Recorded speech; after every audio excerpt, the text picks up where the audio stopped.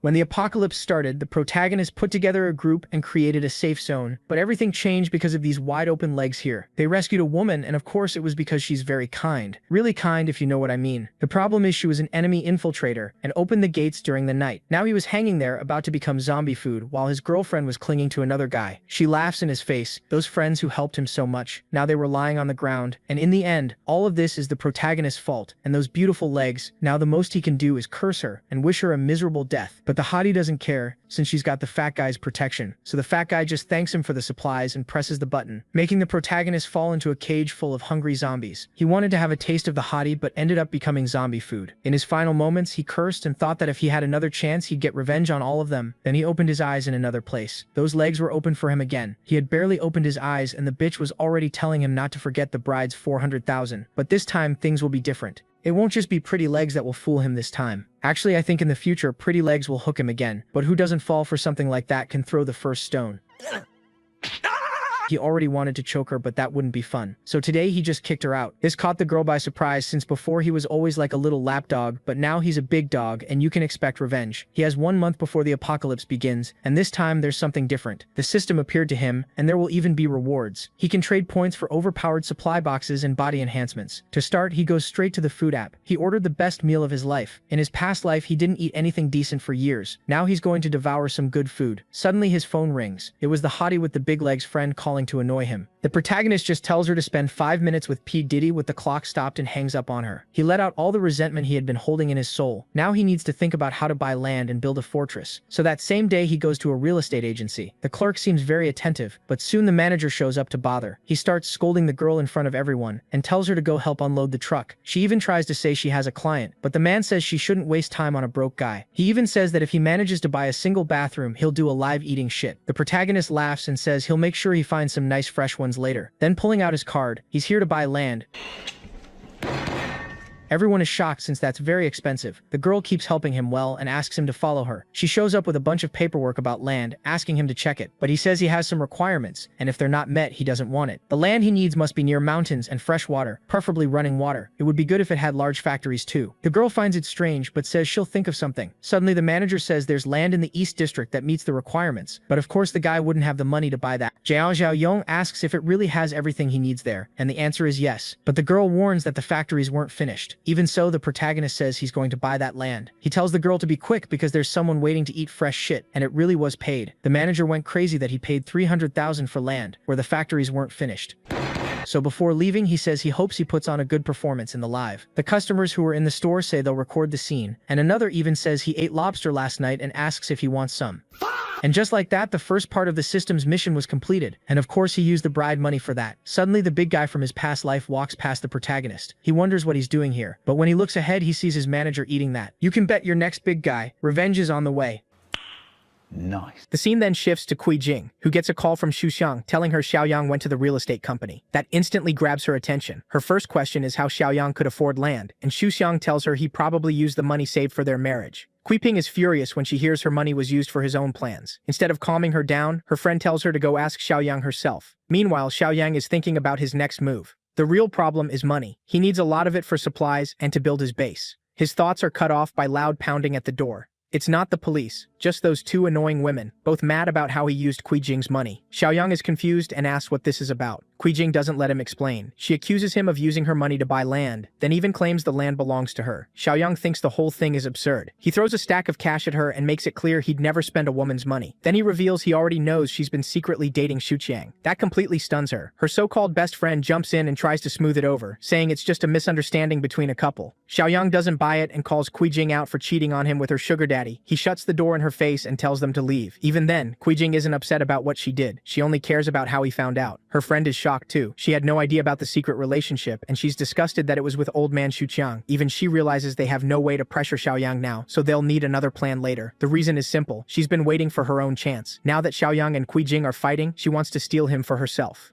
Leaving those two behind, Xiaoyang heads to the unfinished factory. The construction team leader says the place needs a lot of renovation, plus full defense systems, so the project will take time. With all the defenses Xiaoyang wants, even the crew thinks it's over the top. Still, he orders them to finish everything in 1 month. The leader says that's impossible with their current manpower. Then he adds that it could be done faster if Xiaoyang pays more. To rush the work, they'll need at least 20 million yuan. Xiaoyang doesn't flinch. He just asks if that's the real number. The leader says they'll also need 5 million upfront to start. Xiaoyang agrees and says he'll transfer the money within a week as long as they begin right away. The leader is left speechless. Xiaoyang also promises that if he fails to pay, he'll transfer the land to them to cover the loss. With that, the deal is set. But then their talk is interrupted by Jing's friend. She walks over acting close to him and grabs his arm, asking what he's doing there. Xiaoyang is already annoyed. In his past life, she helped Jing take his family's property. He plans to deal with her later, but for now, he asks why she's here. She ignores the question and asks if this is the land he bought, wondering if he plans to build a villa on it. Done being polite, Xiaoyang pulls away and says it's none of her business. That only makes her angrier. She can't believe he's treating her so coldly. Xiaoyang turns back to the workers and tells them to make the gate area wider. Ignored again, she gets frustrated. She knows Jing's relationship with him is falling apart, so she still thinks she has a chance. Back at his apartment, Xiaoyang tries raising money by using his house as collateral. Even that won't cover the upfront payment, so he starts thinking of bigger scams. Since the apocalypse is coming anyway, he even considers selling the same place to several buyers. His quiet moment is broken by an old man pounding on the door and yelling for him to open up. It turns out to be his wealthy neighbor, Grandpa Li, who already owns the first 2 floors and now wants Xiaoyang's apartment too.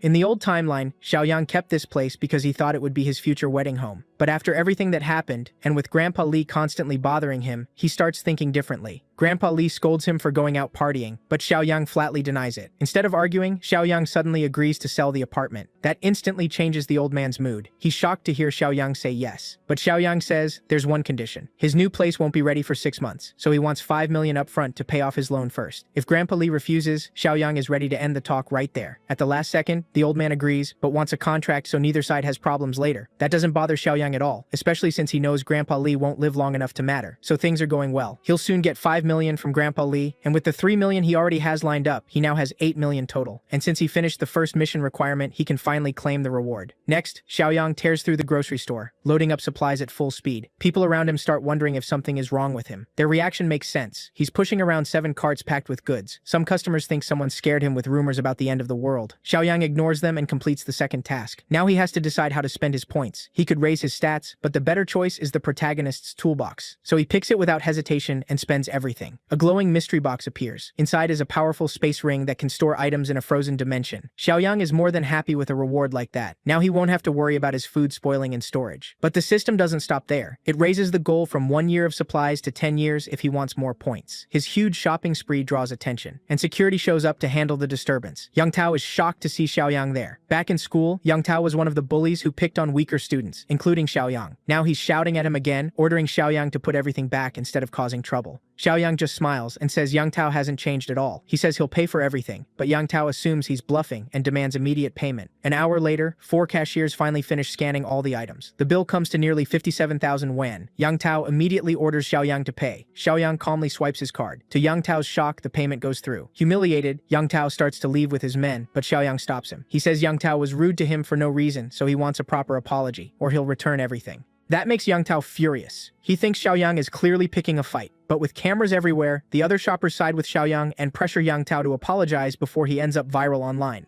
Xiaoyang calmly reminds his old classmate that saying sorry won't kill him. He even says an apology might make him buy 10 times more. Yang Tao thinks that's nonsense, so Xiaoyang decides to prove it by showing his account balance. Then he swipes the card again. Yang Tao is stunned. He can't believe Xiaoyang has 7 million just sitting in his account. With no way to save face, Xiaoyang forces the embarrassed Yang Tao to apologize. The bully finally gives in and lowers his head. To make it worse, Xiaoyang pats his head and tells him not to be rude for no reason. As Yang Tao leaves, he asks why Xiaoyang bought so much stuff. Xiaoyang brushes him off. It's none of his business, and he's working on something big. Now much more respectful, the manager says huge orders like this would need a wholesaler. That gets Xiaoyang's attention, and he asks if Yang Tao knows any. Yang Tao says yes and brings up their old leader, Zhang Shengjie, who now works in wholesale. Yang Tao even calls him about a major client. Xiaoyang is surprised this jerk is still following the same boss even after school, and he wonders how much money they've made together. A little later, Yang Tao brings him to his boss. Then a car speeds up and stops right beside them. Out steps the same arrogant guy from school, Zhang Shengjie. He wants to meet this big client right away, and Yang Tao reminds him Xiaoyang was their old classmate. But so much time has passed that Shengji doesn't remember him. After staring at him for a moment, he finally figures it out. It's the kid who always stood up to their group and never followed orders. Shengji tries to mock Xiaoyang's clothes as fake, and Xiaoyang plays dumb about the brand. That reaction makes Zhang Shengji think he came for nothing. This kid can't be a real big client. He literally kicks Yang Tao and claims he can tell who's rich just by looking at them. Xiaoyang mocks him back, saying his aura is too weak to scare anybody. Provoked, Zhang Shengji grabs him by the clothes. Xiaoyang doesn't flinch and repeats himself. Funny enough, Shengji only gets mad about being called dumb. He completely ignores the part about acting superior. Yang Tao jumps in to calm things down, but gets kicked again for interrupting. Still furious, Zhang Shengji warns Xiaoyang he won't leave in one piece unless he buys a huge amount of goods from him. Xiaoyang stays calm and shows him his bank balance. The boss is stunned. Xiaoyang is ready to spend 1 million on the spot and says that's only the deposit. The full order will be 5 million. Now interested, Zhang Shengji asks what kind of goods he wants. Xiaoyang says anything people can eat or drink. Even with a huge customer in front of him, the greedy boss starts thinking about dumping nearly expired food on him. At the warehouse, Zhang Shengji shows him the stock and offers 10% off if he takes everything there. But Xiaoyang only cares about quality. He checks one bag and quickly exposes the problem. Most of the goods are close to expiring. Zhang Shengji didn't expect Xiaoyang to know this business so well, so he raises the offer to 50% off for the whole pile. Xiaoyang refuses again. If he's spending 5 million, he wants top quality goods. Still, he does say he has a use for the expired stock, which confuses the boss. Since the discount is already out there, Xiaoyang uses it in the negotiation. He wants all the expired goods too, but he'll pay for them in a month. Zhang Shengji agrees, though he worries Xiaoyang might back out once the food fully expires. Xiaoyang offers his house as collateral, which makes the boss even more curious about his plan. Xiaoyang isn't worried at all. He gives Shengji one hint. Within days, even expired food will become a luxury. That sends a chill through the boss, but Xiaoyang refuses to explain. He closes the deal and says he'll send the delivery address later. Then Xiaoyang gets a call. Someone wants to buy his house. He finishes up at the warehouse and leaves the rest to them. As he goes, Yang Tao wonders if they were the ones who got played. Even the boss can't figure out how this normal-looking kid spends millions so casually. In the next scene, the buyer sends a 400,000 deposit for Xiaoyang's house and agrees to let him stay there for 3 more months. Xiaoyang clearly doesn't care what happens later, because the world is about to fall into chaos anyway. He's surprised by how desperate the old man is. The man didn't even inspect the house before paying, so Xiaoyang asks why. The old man says it's for his granddaughter, who needs to transfer schools and needs a new place to live. They like the house, so they made an offer. Xiaoyang jokingly wonders if he should raise the price after hearing that, and the poor old man immediately gets scared. But Xiaoyang keeps the original price and assures him he won't do that. They sign the contract and the sale is done. The old man thanks him warmly and says he won't bother him anymore. But the moment hits Xiaoyang hard. People like this old man and his granddaughter probably won't survive the coming apocalypse. Wanting to do one last good thing, he stops him and asks for their current address. Next, Xiaoyang returns to the construction site to check on his place. The first payment already cleared, but the captain is hoping for the second. Xiaoyang says it's coming soon, and asks how the work is going. It's about 80% finished. The doors and structure are built for solid defense, and the warehouse has already been cleaned up. Satisfied with the progress, Xiaoyang tells Zhang Shengji to send all the goods right away. Soon the supplies arrive and get stacked neatly. Xiaoyang even pays each worker 2,000 just for the labor. While they celebrate, he helps sort everything, making sure the perishables are placed properly. By evening, all the sorting is done. Xiaoyang looks over everything with pride. At last, he's gathered 10 years worth of supplies and earns 20 more points. He opens the system shop again and sees another box available. One good thing about the system is that he can gain powers before the zombie outbreak starts. He spends 10 points on the new mystery box and gets an ability called Mind's Eye. It lets him sense hostility and bad intentions in people. That'll be very useful in the apocalypse. Then the system gives him a new task, armed to the teeth. He now needs to collect a huge stash of weapons, which is exactly what Xiaoyang wanted anyway. That night, the story moves to a darker place, the black market. Xiaoyang walks through the crowd, listening to people talk about antiques. All kinds of shady people are here, including Xuqiang, who's arguing with a seller over the price of a bracelet. Watching him buy fake jewelry only confirms Xiaoyang's opinion. This guy's a scammer, and Kuiping has no idea she's wearing fakes.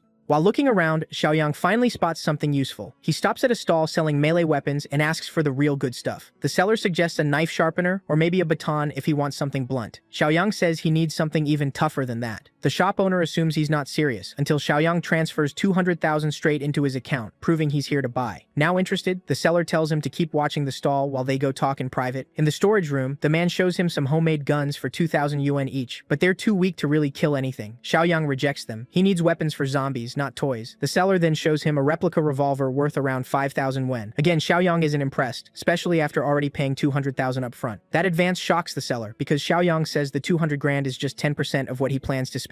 He's ready to drop a full 2 million on weapons. That insane number leaves the seller wondering what kind of life this kid lives. Xiaoyang tells him to stop wasting time and keep going.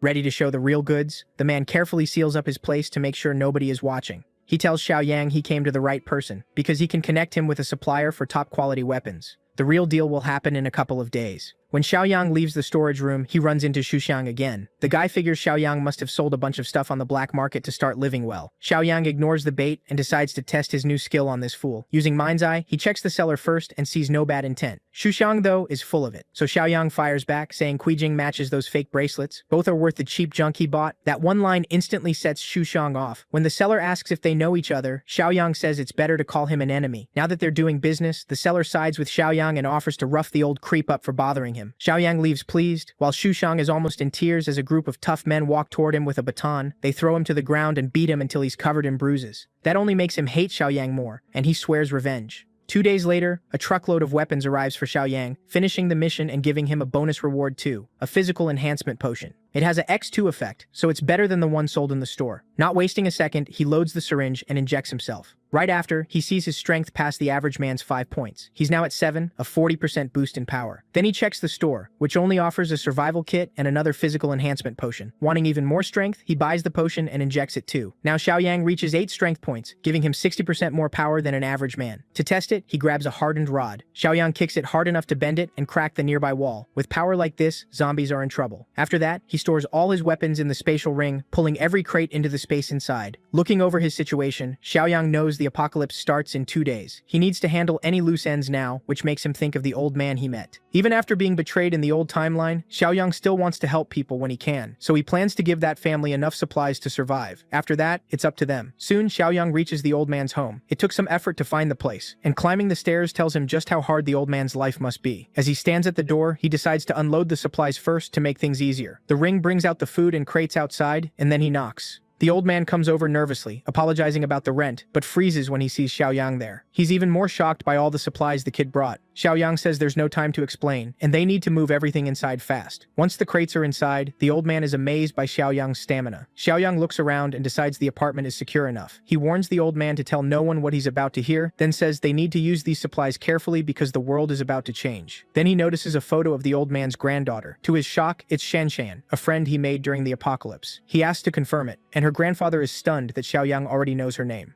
Worried, Xiaoyang asks where she is. She's in her hometown, studying and getting ready to transfer schools. In the original timeline, he met her after she was left with deep regret over her grandfather's death. The old man died saving her, and Xiaoyang refuses to let that happen again. First, he tells the grandfather he can't move into his house. The old man panics, but Xiaoyang calms him and explains the truth. The world ends tomorrow, zombies are coming, and nowhere will be safe. That's why they need to pick Shanshan up first and decide where to stay after. The old man can barely process all that at once. Still, Xiaoyang has to make him understand. He compares it to a famine, where food will become the biggest problem. Then he proves something is wrong by pulling all the furniture and crates back into his ring. Shanshan's grandfather is speechless until Xiaoyang says he has powers and can see the future. That's why they need to go to Shanshan's school right now. Next, they're in the car racing to the school. When they arrive, Xiaoyang asks for her dorm and starts searching with the old man. They find Shanshan getting slapped around by a jealous girl over some boy who likes her. Even though Shanshan keeps saying she has nothing to do with him, the girl hits her again for making excuses. The group keeps bullying Shanshan for acting like she doesn't care. Luckily, her grandpa rushes over to find her. The helpless old man tells the girl to let her go, but a few violent teens step in and threaten him for interfering. For his granddaughter's sake, the old man charges in anyway and faces the 3 boys. One of them raises a baseball bat at his head, but before it lands, Xiaoyang catches his arm and mocks them for acting like gangsters when they're just kids. The punks laugh at him, but Xiaoyang answers with one brutal kick that drops the first guy on the spot. The other 2 immediately wonder if he's some kind of pro. They still try to surround him and Xiaoyang lets them. The guy with the club swings from his blind side, but Xiaoyang ducks it easily.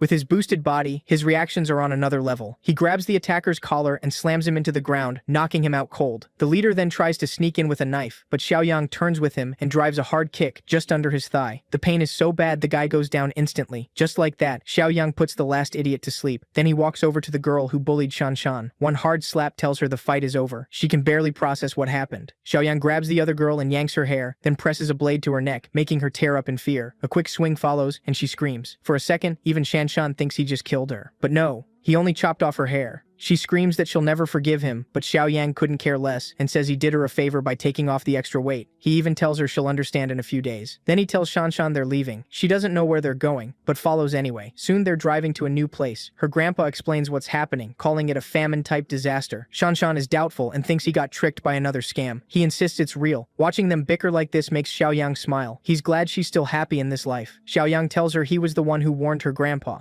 This version of Shanshan has no idea who he is, so he introduces himself properly. She thanks him for saving her from the bullies, but Xiao Yang isn't worried about them. They likely won't survive what's coming. Shanshan is still confused about what's about to happen. Xiao Yang explains he only called it a famine so her grandpa could understand easier. That gives her a little hope, until he replaces that word with apocalypse, and crushes it right away. He says the news should already be showing signs of chaos. Shanshan checks her phone and finds a bunch of videos about some rabies-like sickness is making people lose control and attack others. The more clips she watches, the more scared she gets. The infected look terrifying. Xiao Yang realizes he was right. The apocalypse is almost here. Shanshan learns that tomorrow, toxic smog will officially break out and cover several provinces. The smog will permanently change living things. A huge part of the population will turn into zombies right away, and after that, they'll hunt down anyone still normal. And once those survivors die, they rise too, making the horde even bigger. At least Shanshan knows what zombies are, but this is still too crazy for her to fully believe. Xiao Yang figures she'll accept it soon enough, especially once the world falls apart within a week. For now, they have another problem: traffic. Even the emergency lane is jammed, which catches Xiao Yang off guard. With the road packed, Shanshan worries zombies will reach them while they're trapped. Xiao Yang tells her it isn't that bad yet since the apocalypse hasn't fully started. Still, even before the main disaster begins, a smaller outbreak could easily happen here. Then a reckless driver forces his way between lanes and slams straight into Xiao Yang's car. That instantly pisses him off, so he blocks the guy from getting into the emergency lane. The driver stops beside them and starts yelling at Xiao Yang. Once they realize it's some spoiled rich guy in a Mercedes, Shanshan's grandpa says to drop it. Xiao Yang disagrees. If this guy drags them out, he's dead. An hour later, traffic finally clears and the issue seems over.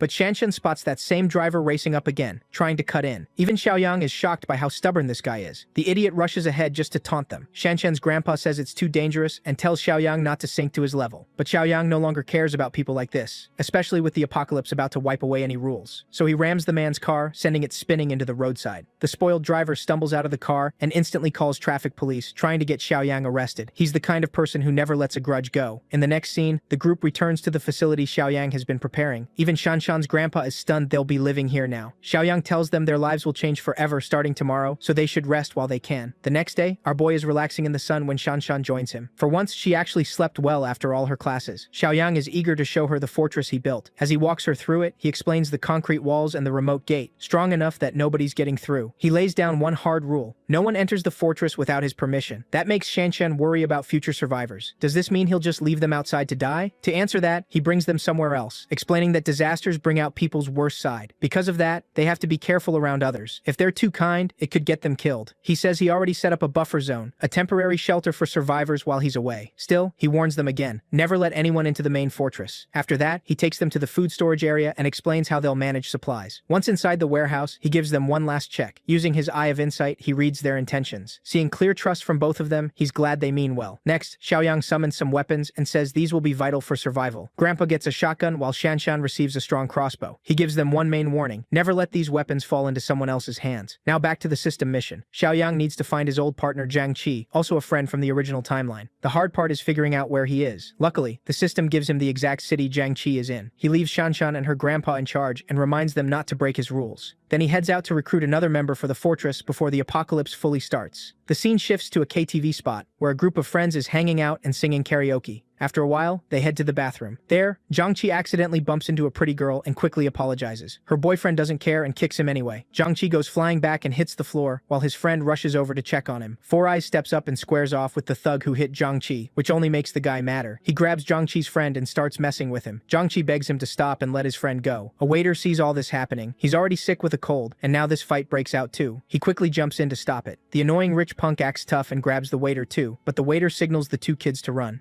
Jiangqi and his friend take the chance and bolt. They make it back to their karaoke room, safe for the moment. The others are shocked to see them rush in like that. Four Eyes explains they bumped into some thug's girl and got beaten for it, and only escaped because the waiter helped them. That gets the other two fired up. They want to go back and beat the guy for messing with their group. Jiangqi calms them down, saying there's no point in looking for more trouble. But things are about to get much worse. That waiter is now beaten bloody, and the rich thug has brought 3 more friends to go after Jiangqi's whole group. He orders his men to grab them at once. Jiangqi and Four Eyes can't fight back, so they immediately crouch down. There's only one guy in their group brave enough to resist, and the second he tries tries to speak up, the thug leader smashes a bottle over his head. Chen Chong, yes, that's really his name, ends up with blood pouring from his head. The scene switches to Xiao Yang, who pulls up outside the bar, figuring it makes sense that Jiang Qi would be here. Chen Chong is down hard, and with that much blood on the floor, he needs a hospital fast. The thug leader looks to his girl for approval, and she says they should punish the guy who bumped into her, and that puts Jiang Qi next in line for a beating. Out of nowhere, Chen Chong lunges up and tries to attack the thug leader. If another guy hadn't stopped him, he might have crushed his face. The thug leader is shocked a college kid would dare fight back and smashes another bottle over Chen Chong's head. Chen Chong drops again, and his friends cry out in panic. Seeing that sends Jiang Qi into a rage, but he and the others are quickly held down. The last member of their group trembles off to the side. The waiter is barely staying conscious while the thugs keep beating Jiang Qi's group. When he finally swings, he misses completely. Then something changes, the waiter's eyes turn bloodshot, and he throws himself into the fight like a wild animal. He bites one man in the shoulder, horrifying everyone there. The thugs have no clue what just happened or why the waiter suddenly snapped. They rush to hold him down, but he's way too strong. The waiter spins around and bites another thug on the arm. He's fully gone now, overpowering the man and slamming him to the floor. Then to everyone's shock, that same beast is easily pinned by some random guy, who turns out to be Xiao Yang. He steps right in and tells everyone to quit messing around. The thugs are stunned. A second ago, they were getting wrecked by the waiter, and now this one kid has him pinned with no effort. The thug leader demands to know who Xiao Yang is, but Xiao Yang ignores him and asks Jiang Qi if he's been bitten anywhere. Luckily, he hasn't, though he has no idea why Xiao Yang is asking that. Xiao Yang tells him to come with him right now. They need to leave, but the thug leader still isn't done and blocks their way. At the same time, one of his own men starts getting a brutal headache after being bitten. Xiao Yang instantly understands. The infection is spreading fast, and that guy is about to turn. He asks if the bite on his shoulder came from the same rabid waiter. The thug confirms it, but still doesn't get why it matters. Xiao Yang realizes the man was already infected, and with a bite that close to his head, he's finished. Xiao Yang grabs the zombie waiter, throws him into the restroom, and slams the door shut. The thing keeps smashing against it, but zombies at this stage still can't figure out how to open doors.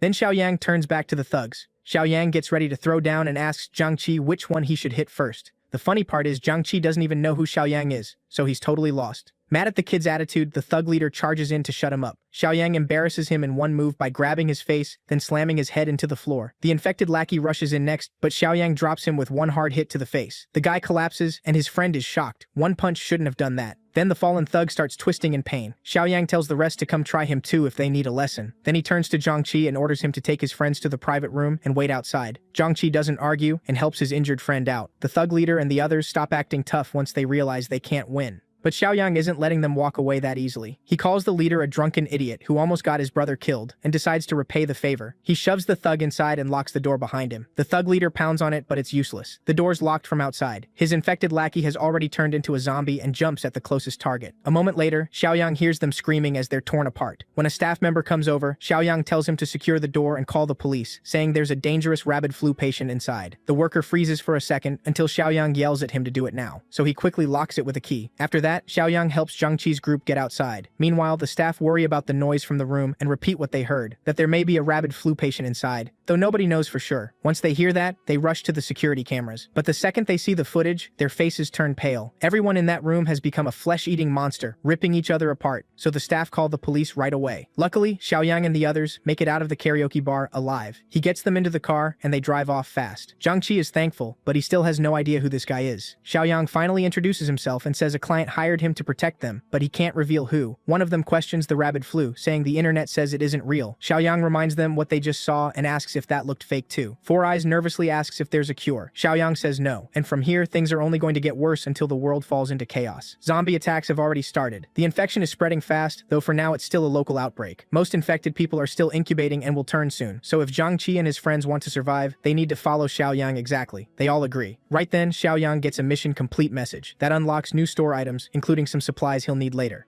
The one that catches his eye most is the post-apocalyptic cultivator box. Since all three boxes look useful, he decides to open them back at the fortress. Still, he knows he needs to earn their trust. In the original timeline, Jiang Qi's friends were killed because one of them betrayed the group, and that traitor is still among these three. Now it's basically a game of Among Us to figure out who it is. For now, let's check on Kui Jing. She's terrified of going to the supermarket after seeing the news and wants her supplies delivered straight to her door. Then someone starts banging hard on her door, and Kui Jing panics. She quickly hangs up on Xuxiang. When she looks outside, she finally relaxes. It's just her best friend, who says the first floor neighbor was dragged away by police in an ambulance. Looks like he was infected too, which explains why the whole building feels so tense. Her friend asks about the supplies Xuxiang promised, but they still haven't arrived, so she comes up with another plan. Feed Xuxiang's ego and tell him Xiaoyang has a stockpile of supplies. Kuijing asks how she knows that, and it turns out her friend had someone spying on him and learned he keeps ordering huge amounts of goods. Kuijing can't believe her ex knew about the apocalypse early. Her friend pushes her to tell Xuxiang everything so they can steal Xiaoyang's stash and get rich. Back at the fortress, Zhang Qi is stunned. He never expected someone to build a real fortress. Xiaoyang says everyone reacts that way. Shanshan and her grandpa are happy to see him back. He tells them everything is under control and introduces Zhang Qi and the others. He says they'll be staying here from now on, then introduces Shanshan and her grandpa in return. They welcome the newcomers right away since Xiaoyang brought them. Xiaoyang asks Grandpa to show them around and explain the rules. One of the guys immediately asks for weapons to protect themselves. That only makes Xiaoyang more suspicious, since he already knows there's a mole in Zhang Qi's group. Four Eyes tells Yiming to relax. It's way too early to ask for weapons when they haven't earned trust. Xiaoyang says they can have weapons in a few days, but first they need to take care of the injured Chen Chong and help him recover. Inside the fortress, they clean up and change clothes. Yiming is annoyed that his friend stepped in, thinking they would have gotten weapons otherwise. He actually believes they're being kept prisoner instead of protected, but Four Eyes reminds him Xiaoyang saved them, so that doesn't make sense. They're all curious about who Xiaoyang really is, since all they know is that some secret client hired him. Yiming stays hostile for no reason. He's also angry that Chen Chong isn't being treated more directly because of the fear he might be infected. The idiot even thinks Xiaoyang's group wants to harvest their organs, so he says they should strike first. Four Eyes warns that if they're wrong, they'd be betraying the man who saved them. Yiming doesn't care. He wants power and plans to take the fortress for himself. He even says they should get rid of the little girl and the old man while Xiaoyang is gone.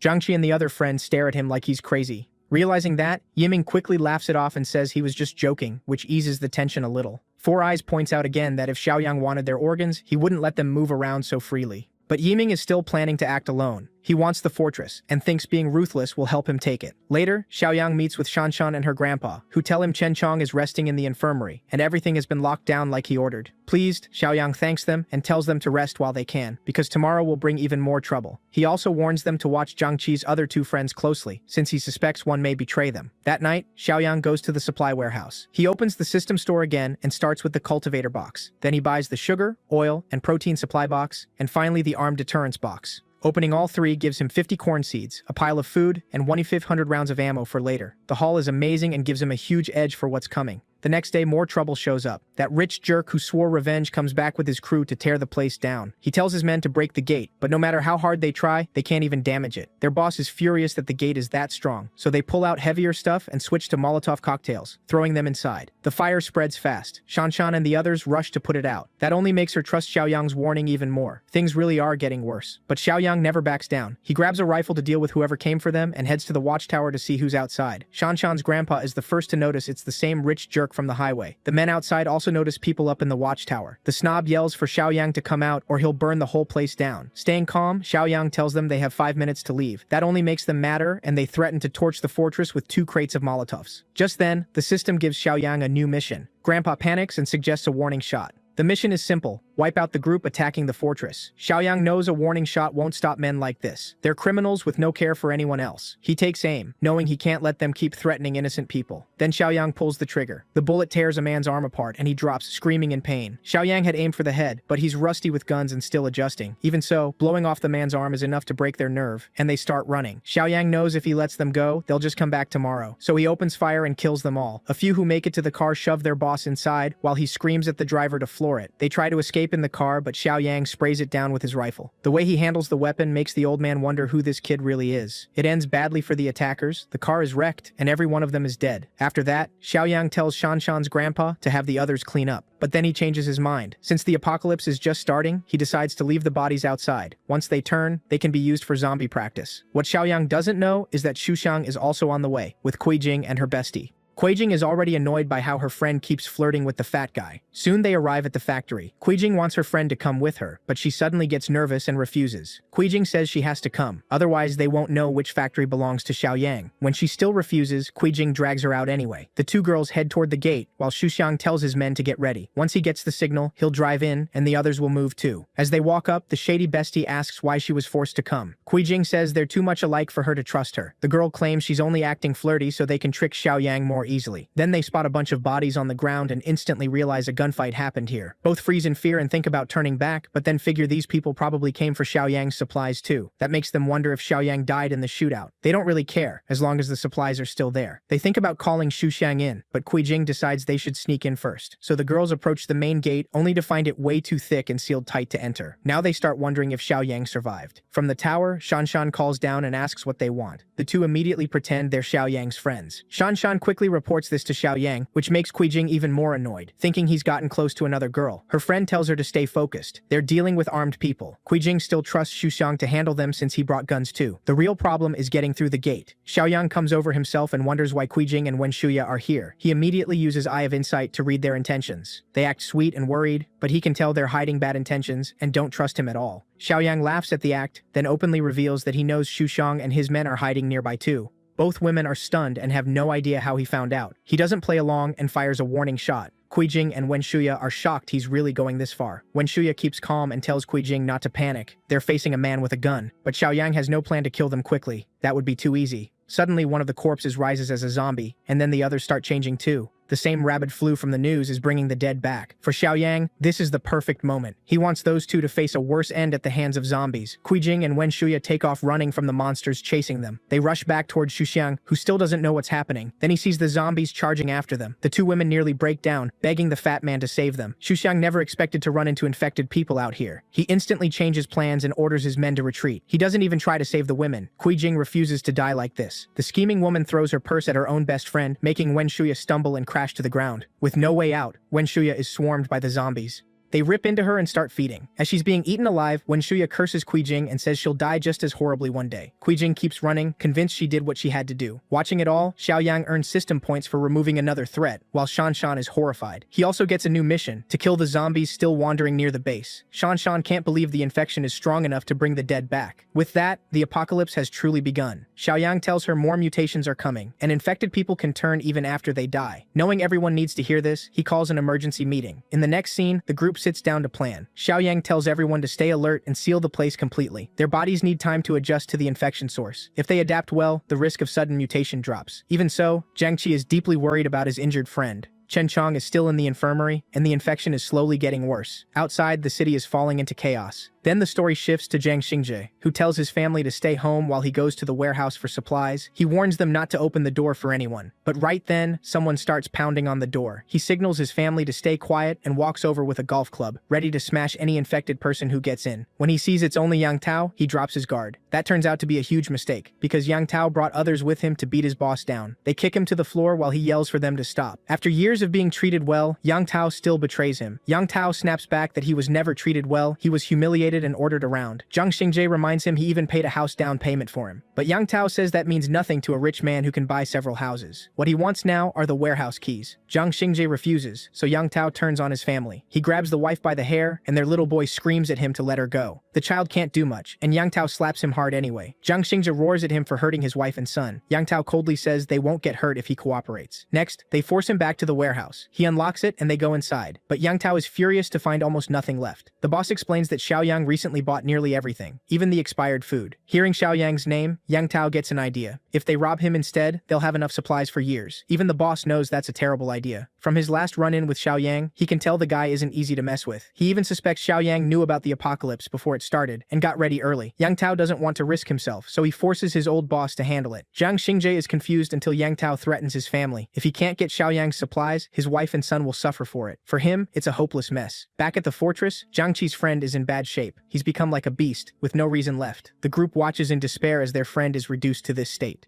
Then Yiming says they should put him down. That immediately makes Xiaoyang suspicious again. Jiang Qi can't believe Yiming would say that, but Yiming means it. He says there's no point keeping an infected person alive, especially one who's basically already gone. If he breaks free, everyone else will be in danger. It hurts to hear, but he's right. Xiaoyang agrees. There's no cure, so their friend can't be brought back. To test Yiming, Xiaoyang hands him a blade to see what he'll do. Yiming freezes at first, then understands. Xiaoyang wants him to kill his infected friend. Yiming trembles as he stares at the weapon. Xiaoyang presses him, reminding him that he was the one asking for a weapon. If that's what he believes, leaves, then he should be the one to send his friend off. Before it goes further, Zhang knocks the blade away. He knows how heavy that choice is and offers to do it himself. Xiaoyang quickly warns him that if he does this, he'll be taking a life. That's not something to take lightly, but Zhang trusts Xiaoyang and still decides to do it. Seeing his resolve, Xiaoyang lets him step forward. In the next moment, Zhang raises the blade and is just about to strike when Xiaoyang suddenly stops him. Even after agreeing, he changes his mind at the last second. Chen Chong's case is different, so Xiaoyang doesn't want him killed yet. He still has a use for him. The system had already warned him that Chen Chong's mutation is rare. Once he's alone in the room, Xiaoyang checks on him. Right now, Chen Chong is nothing but a savage monster. But Xiaoyang walks right up to him without fear and reminds him that he still has one last job. The next day, a car slams into a pole. It's the boss, having such a terrible day that he can't even drive straight. Luckily, he's close enough to the fortress to go on foot. But things get worse when a zombie suddenly attacks him. It bites his arm. He shoves the thing off, then runs back to the car. Grabbing a metal pipe, he cracks the zombie in the head. He keeps smashing until its head is turned into a bloody mess. But he spent too long on one zombie, and now more are closing in. Even with his injury, he keeps moving toward the fortress. Meanwhile, Xiaoyang has his people geared up. They're all armed and ready to clear the zombies near the base. Shanshan struggles with the protective gear. It's uncomfortable, but they need it. Xiaoyang explains that zombies can burst forward with crazy force, and that's dangerous for people without battle experience. They can take the gear off later. Outside, they pick one zombie as their target. Xiaoyang tells everyone to get ready. They're close enough to attack. The zombie suddenly spots them and charges. As it rushes in, Xiaoyang reminds the team to cover each other and keep their distance. He slips past the zombie's lunge and shows them how to make an opening after a dodge. The best places to hit are the temples and the back of the neck. The neck is the weak point. Surprisingly, Four Eyes is brave enough to swing at the zombie's face, but instead of landing a real hit, he just hurts himself. Xiaoyang tells them hitting the skull is useless. It's one of the worst moves they can make. That mistake gives the zombie a chance to attack, forcing Four Eyes to block with his weapon.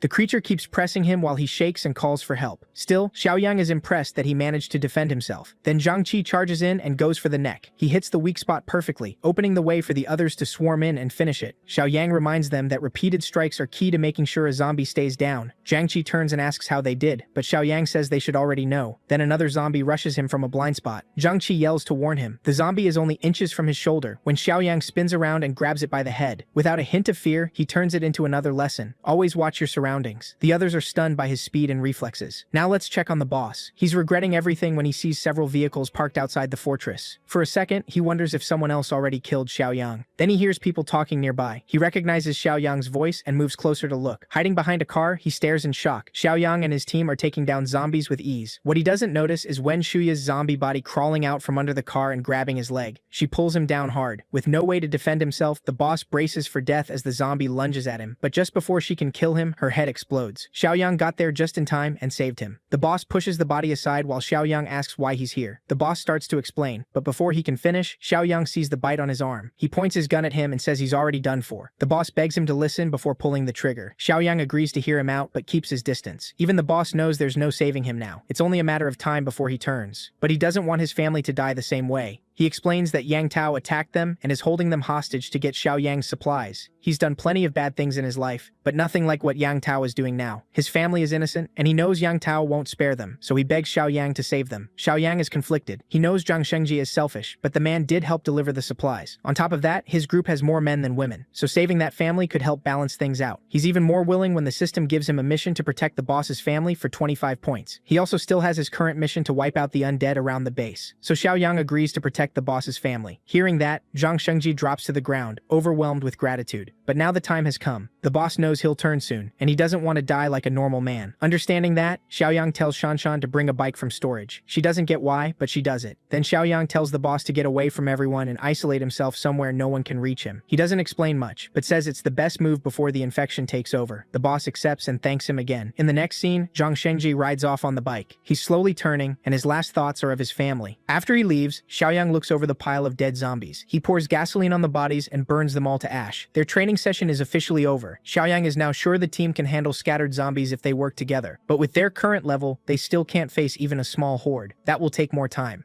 Xiaoyang tells the team to follow him, and soon they arrive at another storage room. Our boy has the old man watch the weapon storage tonight while he heads into the city. Of course, Shanshan's grandpa is worried. Going into a ruined city sounds crazy. Jiang Qi and Four Eyes offer to come too, but Xiaoyang refuses. The mission is too dangerous for their current skill level, so they need to stay and guard the fortress. With that decided, a few minutes later he's already in his car, armed and ready. For the first time in forever, the store is empty. Even the refresh feature takes time. This time, he spends points to refresh the whole list. New loot boxes appear that he's never seen before. Black tech, life-saving, and armed threat boxes. But each manual refresh doubles the cost, so he has to use it wisely. Even so, Xiaoyang decides these new boxes are worth spending his points on. For now, he only buys the black tech supply box, leaving himself 6 points. When he opens it, he gets a physical enhancement potion that gives 5 points this time. That's a much bigger boost than before. Now pushing into superhuman strength, Xiaoyang injects the potion. His body absorbs it, making him stronger than ever. His real destination is the boss's house. Inside, the boss's wife and child tremble, hoping Zhang Shengjie will come fix everything. After a while, Yang Tao and his goons enter the room. The helpless woman asks what they plan to do. One scumbag grabs at her and says they'll enjoy themselves while her husband is gone. She fights back as best she can, begging them to stop.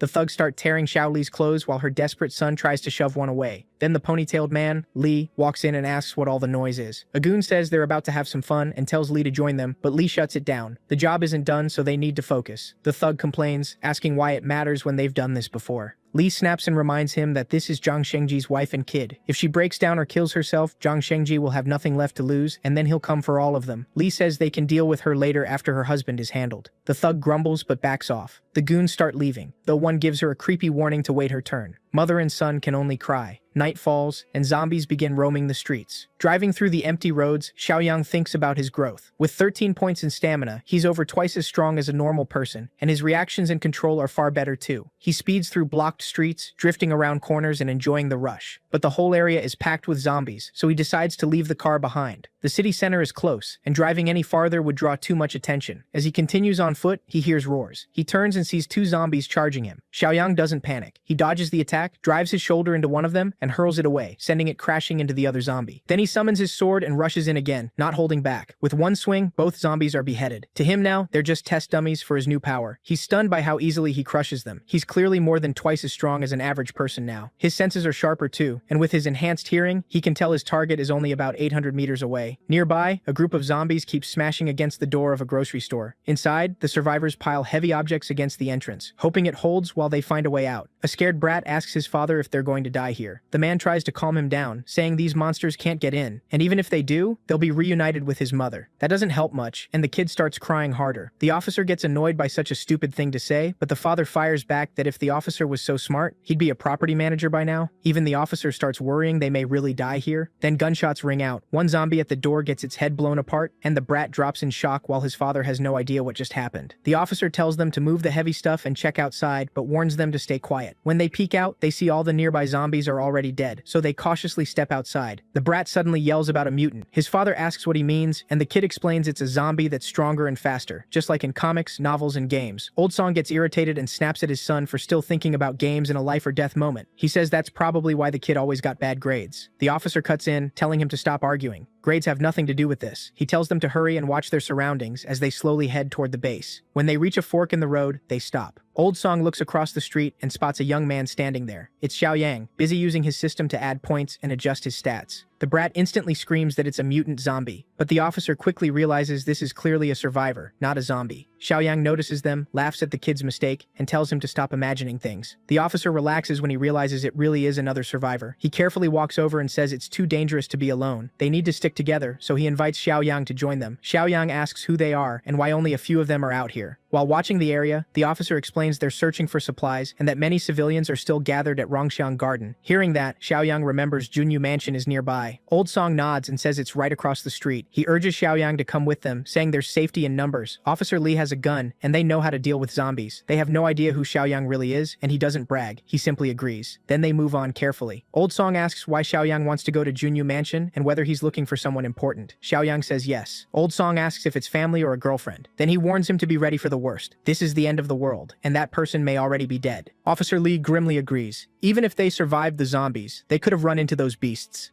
That catches Xiaoyang's attention, and he asks what he means. Officer Li says a gang of thugs is hiding in the Buyu Mountain Villa area in the east. To survive, they prey on other survivors, and his group already lost many people to them. He doesn't want to say more and reminds everyone to stay careful around other survivors too. Suddenly, the brat yells for the officer to watch out. Officer Lee turns and sees a zombie lunging at him. He quickly drops it with a few precise shots. After the close call, Officer Lee pants hard, shaken because he thought he was dead, but the gunfire has already drawn more zombies. The officer starts to panic, then spots an abandoned bus. Everyone runs for it. Xiaoyang smiles at their choice. Running blindly could pull in even more zombies, but a bus makes a solid defensive shelter. The problem is obvious too. If it falls, there's nowhere to retreat. He gives the plan a mental score of 70. The others climb into the bus, and Officer Lee tells Xiaoyang to hurry. Xiaoyang leaps inside, and Officer Lee slams the door shut behind him. He warns everyone to check the seats for hidden zombies, but the brat shouts that the zombies are still coming. Officer Lee grits his teeth as he realizes they escaped fast, but not fast enough. The zombies start slamming against the bus, trying to force their way in. More gather every second, and the officer struggles to hold the door closed. Then Zhang reaches out and slams the door shut with such force that the zombies are thrown back and the entrance seals tight. Officer Lee just stares, shocked by that kind of strength. Zhang Xiaoyang says he'll hold the door shut and tells them to break the windows and fight from there. To everyone's surprise, Officer Lee agrees and puts his trust in Zhang Xiaoyang. They immediately smash the bus windows. The zombies clinging outside get hit in the head by Old Song, while the others back him up. They keep Old Song steady so he doesn't fall out the window. Officer Lee avoids using his gun since he's low on ammo and wants to save it for a real emergency. Then Zhang Xiaoyang pulls out a crossbow and hands it to Officer Lee. The officer is confused, wondering where it even came from, and Zhang casually says he picked it up earlier. With that, Old Song and Officer Lee join the fight, using the crossbow and brute force to clear the zombies. After a hard fight, they wipe them out and finally leave the bus. The brat gets way too confident, convinced they escaped by fate and must be chosen in this apocalypse. Zhang tells everyone to stay sharp and not repeat the same careless mistake. Back at the fort, everyone is hoping Zhang Xiaoyang is safe. That night, Liu Yiming volunteers to stand guard. The glasses guy asks why he's suddenly so eager, and Liu Yiming snaps at him to quit talking nonsense, saying he's always taken his duties seriously. The fatty gets shut down fast and asks why Liu Yiming is so upset over a little joke. Uncle Sheng steps in and says if Liu Yiming is taking watch, everyone else should rest. He tells Liu Yiming to wake them right away if anything happens. As the night grows later, Liu Yiming sits there, thinking about how everyone is probably asleep by now. Then he decides it's time to handle what he planned before Zhang gets back.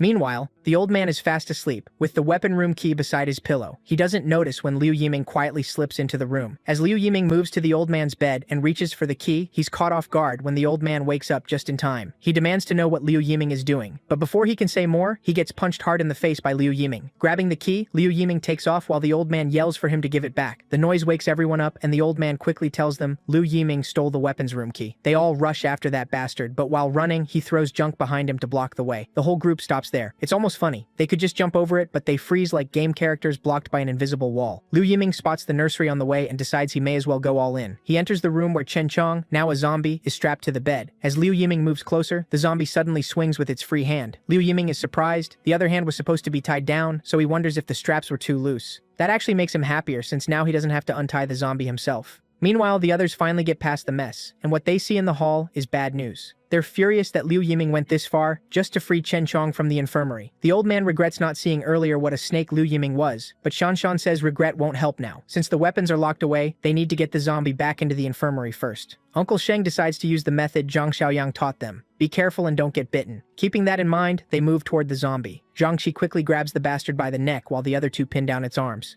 The old man helps the most by pointing to the infirmary and telling them to drag it back. On the count of 3, they shove the zombie back inside and lock the door as tightly as they can. Once it's trapped again, someone says handling the zombie felt easier than expected, and the others agree. But the old man reminds them they wasted too much time, and that brat has probably already gotten the weapons. Right then, Li Yuming appears and mocks the old man for calling him a brat. Worst of all, he now has a gun. He's annoyed the storeroom only had one, but says one is enough to kill them all, then he'll look for the rest. Li Yuming aims the gun and orders them back into the room. Zhang Qi tries to talk him down, reminding him Zhang Xiaoyang saved everyone and gave them a chance to live. But Li Yuming says Zhang always acts superior, and saving them doesn't mean they owe him their lives forever. The old man calls him an ungrateful punk. Inside the infirmary, Chen Chong seems to have plans of his own, and it looks like he's about to join the fight. But before that can happen, the scene shifts to Rongxiang Garden, where Officer Li carefully explains the way to Jinyu Mansion. He warns that the area is confusing and perfect for zombies to hide, so Zhang needs to be careful. He tells Zhang Xiaoyang to come back to Rongxiang Garden after finding the people he's looking for, and says the side gate is safer than the main entrance. Zhang thanks him and says he'll remember that. As Zhang heads out, Old Song offers to go with him since he saved them, but Officer Li says they don't know what's waiting inside Jinyu Mansion. If they run into a zombie horde, they'll all die. Old Song asks why they're letting Zhang walk into that alone. Officer Lee says he's warned Jang all he can. The rest is up to him, though he admits Jang is clearly capable. Meanwhile, the outside area is packed with zombies. Inside, the thugs holding Zhang Sheng's family hostage are getting irritated that he still hasn't returned. One thug doesn't care and says he's waited long enough. Tonight, he's taking it out on the wife. These idiots are still waiting for a dead man. One of them at least guesses Zhang may already be dead since he went out alone. Another says when they have their fun, they'll tie the woman up so she can't kill herself. Since they don't know how long they've got, they decide to enjoy themselves now. The woman trembles as she hears their plan. Ponytail finally gives them the go-ahead, but warns them not to let anything happen to the woman while they're messing around. Then Ponytail notices something strange outside. All the zombies out there have suddenly dropped dead. He doesn't know why, but we do. Ponytail goes out to check, thinking it might be a rescue team. But the moment he steps outside, his story ends. As he moves forward, a dagger flashes, slashes his throat open, and his head rolls across the ground. Back in the room, the other thugs are ready to take their prize. Grinning, they start undoing their belts. They rip her son away from her and slap her hard when she yells. They toss the boy aside, but the kid still fights back with everything he has. The thugs kick him out, then slam the door and leave him outside. Right then, Ponytail's headless body drops to the floor, and the kid freezes in shock. Then he sees a figure standing at the doorway. There's nothing to fear. It's Zhang Xiaoyang. Zhang asks if Zhang Shengji is his father. The boy stammers before finally answering. Inside, the thugs are already tearing at the woman's clothes while she struggles to cover herself. One smug thug slaps her again and tells her to scream while they harass her, but she stays silent so her son won't hear. The thug decides he'll go first, then let the others have their turn. Before he can, the door crashes open. One thug thinks the kid kicked it in, but before he can react, his head is sliced clean off. His friend, still clueless, asks why he's just standing there and tells him to kick the brat out, without realizing the guy is already headless. A second later, the body drops, and the others are stunned. They still can't figure out what's happening when Zhang Xiaoyang grabs one of them and slams him hard against the wall. The thug, still messing with his belt, stammers and asks who Zhang is. Zhang doesn't answer. He just kicks him in the face and ends him on the spot. Back at the fort, Li Yuming points his gun at everyone and gives one last warning. Move, or he shoots. The old man tells the others to do what he says and head into the room. Shan Shan refuses, but he insists and says he'll figure something out later. Li Yuming only grins and says there's nothing to figure out. He warns them they haven't seen how ruthless he can be, then decides to start with the old man for talking too much. The two people behind the old man try to calm him down, but in the middle of it, they hear something. The infirmary door lock starts turning, and then the door swings open. To everyone's shock, Chen Chong somehow used the key and got out. No one can believe he unlocked it himself while still in that berserk state. But one thing is obvious. Chen Chong is staring straight at Li Yuming with pure killing intent. Li Yuming quickly aims his gun, set on killing the monster before it gets closer. He pulls the trigger but the gun jams and he instantly knows he's done for. Before he can react, the monster leaps at him and rips him apart, ending the man who'd kept everyone terrified. Chen Chong doesn't stop there. He drags Li Yuming's corpse back toward the infirmary. No one understands what's happening. They just stare in shock. Then Chen Chong picks up the infirmary key, throws it away and locks himself inside again, leaving the others completely stunned. Meanwhile, Zhang Xiaoyang finishes off the thugs and unties the wife. Then he calls the boy over. The mother pulls her son close and asks what Zhang wants with him. Zhang doesn't explain. He just tells the boy to come here. After a moment, the kid decides to trust him and tells his mother it'll be okay. When he walks over, Zhang gives him a dagger and tells him to kill the men who hurt them. The thugs instantly realize what's about to happen and start begging. Even the mother objects, saying he's only a child. But Zhang says he isn't just a child anymore. From now on, he has to protect his mother, so he needs to find his courage and kill the monsters who harmed her. The thug's filthy smiles flash through the boy's mind, and with all his fear turned into anger, he rushes at them and finally kills them, getting revenge for his mother. The mother watches in horror, while the boy is swallowed by rage. Because even now, his father still isn't coming back. Broken and desperate, he asks Zhang if his father is really dead.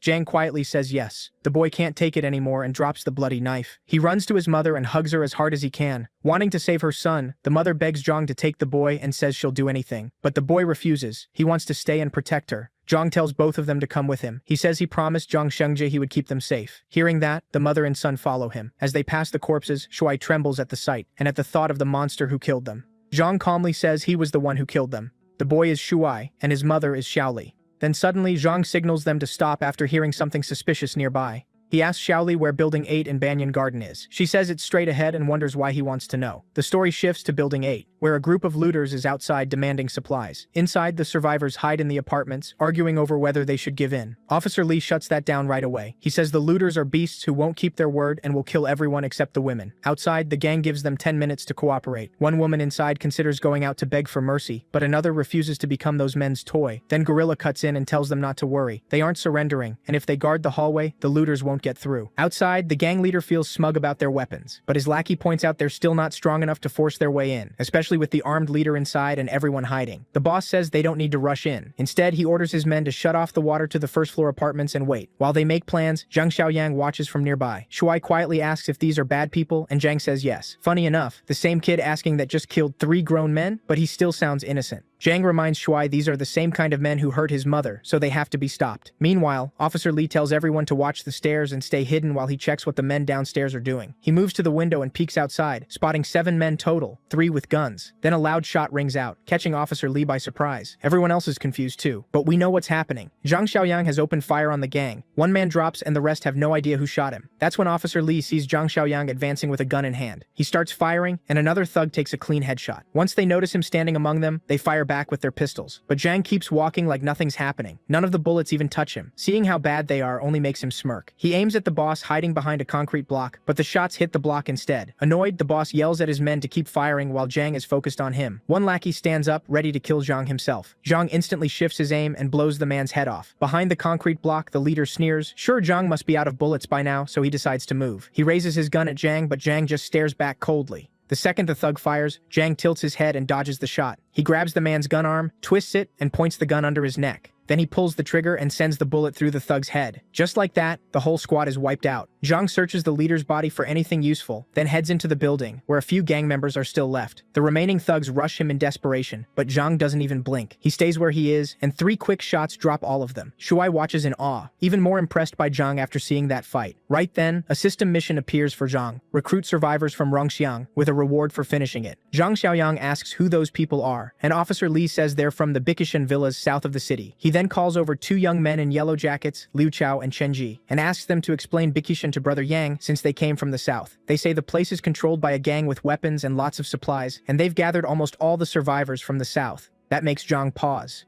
He wonders if Bikishan is where Li Suxian and Kuijing built their settlements in his past life. Maybe they took over there. Then he asks if Bikishan is now the only settlement left in the south. One of the men says it wasn't always like that, but the gang had weapons, and weaker shelters couldn't fight back. Every time they took a place, they killed half the people and took the young pretty women, along with anyone willing to join them. At that point, Zhang Xiaoyang is sure who is behind it. Officer Li hears his confidence and asks what he means. Zhang says the 3 men they just killed all had handguns. He tells them to keep those weapons and check for spare magazines, because there are probably more of them out there. He hands Officer Li his rifle too, along with 5 magazines. Zhang says the Bakuishan gang won't let this slide, but with these guns, 10 men shouldn't be a big problem now. He tells them to hold out for a few days while he reorganizes at home, then he'll come back and deal with that crew. One man is stunned and asks if Zhang really plans to fight Bakuishan. He warns that they have dozens of men, maybe more. Officer Li tries to talk him out of it and suggests finding somewhere else, but Zhang tells him not to worry. He already has a score to settle with Bakuishan. He also says that in a few days, he'll return with a bigger vehicle and move everyone east of the city near Old Tea Leaf City, where he's building a stronghold and needs more hands. With that, Zhang says a quick goodbye, tells them to stay safe, and leaves with Xiaoli and Shuai. The story then shifts to a much darker place, with bodies scattered around. A lone guard stands watch outside. This is Bakuishan. Inside the mansion, the gang leaders are meeting. Wen Gei, the orange-haired boss, asks why the supplies at Jinyu Entertainment Center still haven't been secured. Xiaoli, the fat man, says he already sent people there, so they should have returned by now, unaware they were already killed. Kaige reminds him that many rich and powerful people live near Jinyu Mansion, so taking those supplies won't be simple. Xiaoli says his men were told to bring back anyone still alive. The boss is furious and blasts Xiaoli for still not finishing a single job properly. Under the pressure, Xiaoli quickly promises this mission will be done right, while Kaige quietly enjoys watching him squirm. After stepping outside, one of Xiaoli's lackeys notices his bad mood and asks what happened. Xiaoli asks if the 7 men he sent out are back. The lackey says he checked an hour ago and found the whole squad dead. Xiaoli is shocked. He can't believe ordinary survivors from Rongxiang Garden killed armed men. Panicking, he orders Tai Ozi to gather everyone who knows how to use a weapon. This time, he can't afford to fail. Meanwhile, Zhang Xiaoyang finally returns to the base. The moment Shanshan hears the car, she knows Brother Yang is back. As Zhang enters the fort, a mission window appears, telling him the mission is complete. Shanshan happily welcomes him back, but Zhang quickly notices Liu Yiming is missing, which confirms his suspicion that the guy was a snake. Everyone is stunned to learn Zhang had been onto Liu Yiming the whole time. He points to Xiaoli and Shuai, tells the others to take them to their rooms, then meet him in the infirmary. Once they're alone, Zhang explains he knew from the start that Liu Yiming had bad intentions. He says he wasn't fully sure it was him, but he knew one of Zhang Qi's friends was trash. Then Zhang Xiaoyang tosses a large gun to Zhang Qi. When Bleachhead catches it and checks the ammo, he realizes the bullets are rubber. The old man immediately asks about Chen Chong in the infirmary. Walking over, Zhang says Chen Chong isn't a normal zombie. He's a rare mutant, something Zhang had already confirmed earlier. He once asked the zombie to blink 3 times, and Chen Chong actually did it. Zhang explains that after the apocalypse, people infected by otherworldly sources have a tiny chance of becoming rare mutants. They're much smarter than normal zombies, can have huge potential, and may even keep bits of their old memories. Chen Chong is rare even among them. Zhang opens the door, and they find Chen Chong standing over the troublemaker. Seeing Zhang, the zombie quickly waves. Zhang tells him to stop holding back and get rid of the bastard. As the mutant starts dragging that snake away, Bleachhead asks if he still remembers him. Chen Chong slows, then stops and looks at Zhang Qi. No one knows what he's thinking. Then he suddenly swings at Bleachhead, who barely dodges. Turns out Chen Chong is just messing with his old friend, proving that even as a zombie, he still likes fooling around. Later, Zhang Xiaoyang looks over his system screen. Zhang Qi unlocks a hidden achievement called Mutual Companion, adding points to Zhang's total. Surprised by the bonus, Zhang decides to check the shop for anything new. There, he spots a level 2 item called the High-Tech Supply Box, which he's never seen before. But it costs 50 points, so Zhang hesitates. Instead, he opens the 2 boxes he still has left. Both give him surprising rewards. The Lifesaver Supply Box gives him an interdimensional infection blocker, which can stop otherworldly infection from taking hold, though it can't undo a full mutation. The Armed Deterrent Supply Box gives him a Barrett M82, a huge sniper rifle. Zhang is blown away by his luck. The Barrett alone is an incredible pull from a level 1 box, and the infection blocker could keep someone from fully turning into a zombie. The rewards make him want to open the level 2 box even more, but he keeps focused on his next mission, recruiting survivors from Rongxiang Garden tomorrow. Outside, Chen Chong throws the snake beyond the fort's area. Traitors have no place here. By morning, everyone gathers at the training ground. Young and old alike come armed, and Zhang announces that from now on, everyone must practice shooting for at least an hour every day. They start firing at bottles, and each hit flashes with light. The targets get struck cleanly without bursting apart. Zhang tells Uncle Sheng to have Jiang Qi gather everyone and clear a few more rooms, since he's bringing survivors back from Rongxiang Garden today. Uncle Sheng agrees at once. He also orders Chen Chong to join the trip, knowing the mutant's strength will come in handy. Later, they find an abandoned bus filled with zombies. Zhang clears them out easily, and Chen Chong helps by tossing the bodies off the bus. Once it's cleared, Zhang gives Chen Chong the bus keys and says he can take off his mask for now. But when they reach Rongxiang Garden, he needs to put it back on so he doesn't scare anyone. The mutant answers with a growl. Meanwhile, at Bikishan, Xiaoli gets ready to head for Rongxiang Garden with a group of lackeys. This time he's leading the attack himself, determined to crush Rongxiang Garden for good. With his numbers and weapons, he refuses to believe he can lose. Their truck starts up and speeds toward Rongxiang Garden. After stealing the zombie-filled bus, Zhang Xiaoyang jumps into the driver's seat and heads out fast. When he spots more zombies blocking the road, he doesn't slow down at all and plows right through them. Using his boosted reflexes, he weaves and drifts around the abandoned cars clogging the highway. Back in Rongxiang Garden, the building seems calm from the outside. Inside, Officer Li and the survivors eat carefully, trying to make their supplies last. Their meal is cut short by the sound of an engine outside. One of the kids guesses brother Xiaoyang has returned to save them, but Officer Li stays cautious. He grabs his AK-47 and tells everyone to keep quiet while he checks first. Carefully, he peeks out the window. What he sees isn't their rescue. It's a group of thugs out for revenge, checking weapons and searching for Building 8. Once they confirm the location, Li Xusheng orders his men forward. Officer Li is tense. Just when escape seemed possible, the Bequetian bastards showed up. Old Song raises his stolen pistol, ready to face them. With a few guns now spread through the group, the survivors feel a lot bolder. Officer Li warns them not to get cocky. The enemy outside has far more men and better firepower, so everyone needs to stick to the plan. As he heads to the rooftop, he sets up an ambush. Outside, the Bequetian men judge when they're close enough to pressure the survivors inside the building. Led by Li Xusheng, they raise their weapons and aim at the windows of Building 8. Old Song takes one look outside and yells for everyone to get down and take cover. The quiet grief was broken by a burst of gunfire tearing into the high-rise. Windows all across the building blew apart, forcing Old Song farther back. After the first spray of shots, Xusheng took a megaphone and told his men to keep their guns trained on the windows and shoot anyone who showed up. Then he started shouting into the mic, calling out the survivors inside. But before he could say much more, the thug beside him took a bullet through the head. The gang froze. They never expected hidden snipers to fire back. A second thug dropped after a clean shot to the leg. On the roof of Building 8, the AK-47 kept firing while the thugs scrambled for cover. Big Bro Lee had the perfect position and a clear view. Bitchui Mountain never thought the survivors had a long-range automatic weapon. Xusheng cursed the bad intel. He'd been told the survivors only had one pistol, and even with the guns taken from the 7 dead men, there should have been just 4 weak weapons. The shaken thugs looked to their boss for orders, scared of being picked off. His answer was simple: retreat. But these idiots took it the worst way possible and bolted out one by one instead of waiting to run together. Running into the open against a deadly shooter was a disaster, and the cop on the roof made every shot count. Xusheng screamed at his idiots for getting themselves killed, then started a countdown. At 3, the survivors of his squad ran like their lives depended on it, because they did. While his men fled in panic, Boss Lee stayed tucked behind cover. From the roof, the shooter quickly adjusted and kept dropping the retreating thugs with shot after shot. Boss Lee's plan from the start was to use his own men as bait until the sniper ran dry, then make his escape. Total scumbag move. Just as he hoped, the sniper ran out and had to reload. That short pause was enough for Xusheng to reach the car. Out of the whole force, only 4 were left. The last thug was a few seconds too slow, and Li Xuxiang was already in the driver's seat, not about to risk waiting for one more expendable man.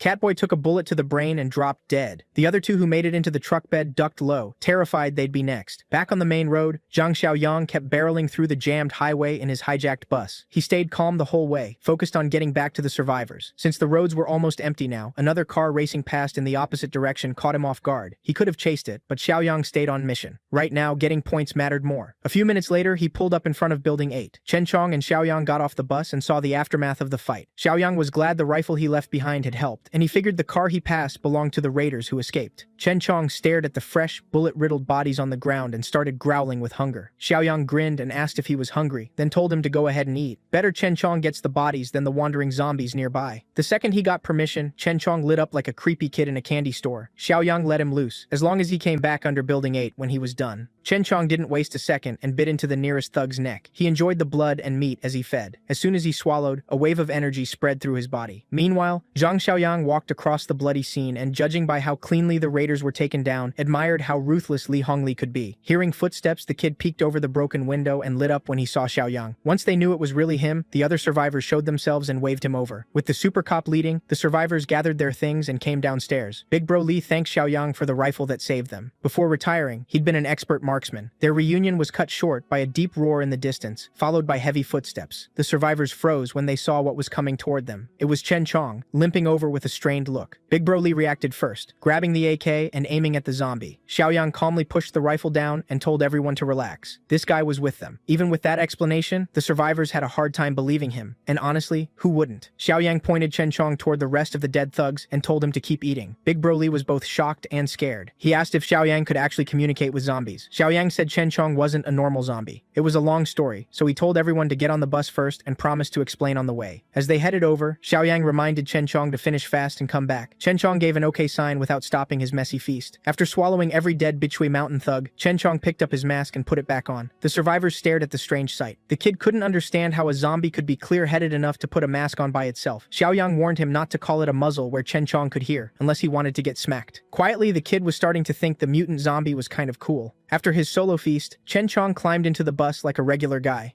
After eating that many people, he'd grown a lot heavier. The bus actually tilted to one side when he got in. This time, Chen Chong even managed to slur out a word while handing the mask key back to Xiaoyang. Even Xiaoyang didn't expect him to start talking this soon, even if it was only one word. He'd eaten 6 corpses, so he was likely evolving again. Still, Xiaoyang's main goal was getting everyone home and making the settlement stronger. He got in the driver's seat, told everyone to hold on, and took off fast. Back at Bichui Mountain headquarters, Li Zuqiang had to report the failed raid and got chewed out for it. He tried to defend himself, saying the intel was wrong and nobody told him the survivors had automatic rifles. Boss Lin didn't buy it. In his eyes, there was no way a small-town cop should have an automatic rifle, so the excuse sounded made up. Still, Li Zuxiang insisted and asked them to check the battlefield if they didn't believe him. The boss's right-hand man got fed up and kicked him to the floor. That was Li Zuxiang's sign to get out. The right-hand man had been tired of Zuxiang's stupidity and uselessness for a long time. Now that he'd cost them so many men, killing him outright was starting to sound easier. Another Bichui mountain leader, Boss Shu, called out the real reason for that hate. The guy had been eyeing Zuxiang's woman. The creep even suggested they share her like property. Boss Lin smiled at the idea but said there was no need to rush. They should wait for the right moment. What the thugs didn't know was that Li Zuxiang never really left. He was listening from the doorway. He clenched his teeth in fury, knowing he had to find a way out. A few hours later, he got back to his fancy house and threw a fit. Mad at his own failure, he trashed the place. His girl came out and tried to calm him down. Instead, Li Zuxiang told her to start packing. They had to leave as soon as possible. She asked where. He had no real answer. He only knew this place wasn't safe anymore, and they had to prepare. Boss Li called for his assistant, Qingzi, who hurried in. He ordered Qingzi to gather their remaining men because they were leaving at midnight. His girl could tell something was very wrong, and she hated it. Back to the people who matter, Xiaoyang returned to his compound and parked the bus inside one of the indoor garages. The survivors from Building 8 got out and stared at the huge size of Xiaoyang's fortress. With everyone back safely, the rescue mission was done. He only needed to save 5 people, but he brought back 8. He earned the 25-point reward plus a 5-point bonus, raising his total to 66. Xiaoyang then told his zombie partner that tomorrow night, the two of them were heading to the Southern District. Li Shuxiang heard that and asked what was in the Southern District. Xiaoyang said he had some unfinished business with the people at Bichui Mountain Villa. That night, Xiaoyang shut himself in his room and looked at the level 2 high-tech supply crate, which cost 50 points, an amount he could finally afford. He quickly tapped it, eager to see what his first level 2 crate would give him. After buying it, his points dropped to 16. Lights swirled around him as Zhang Xiaoyang hoped the expensive crate was worth it. This time, he got lucky. The level 2 crate gave Zhang Xiaoyang a physical enhancement serum.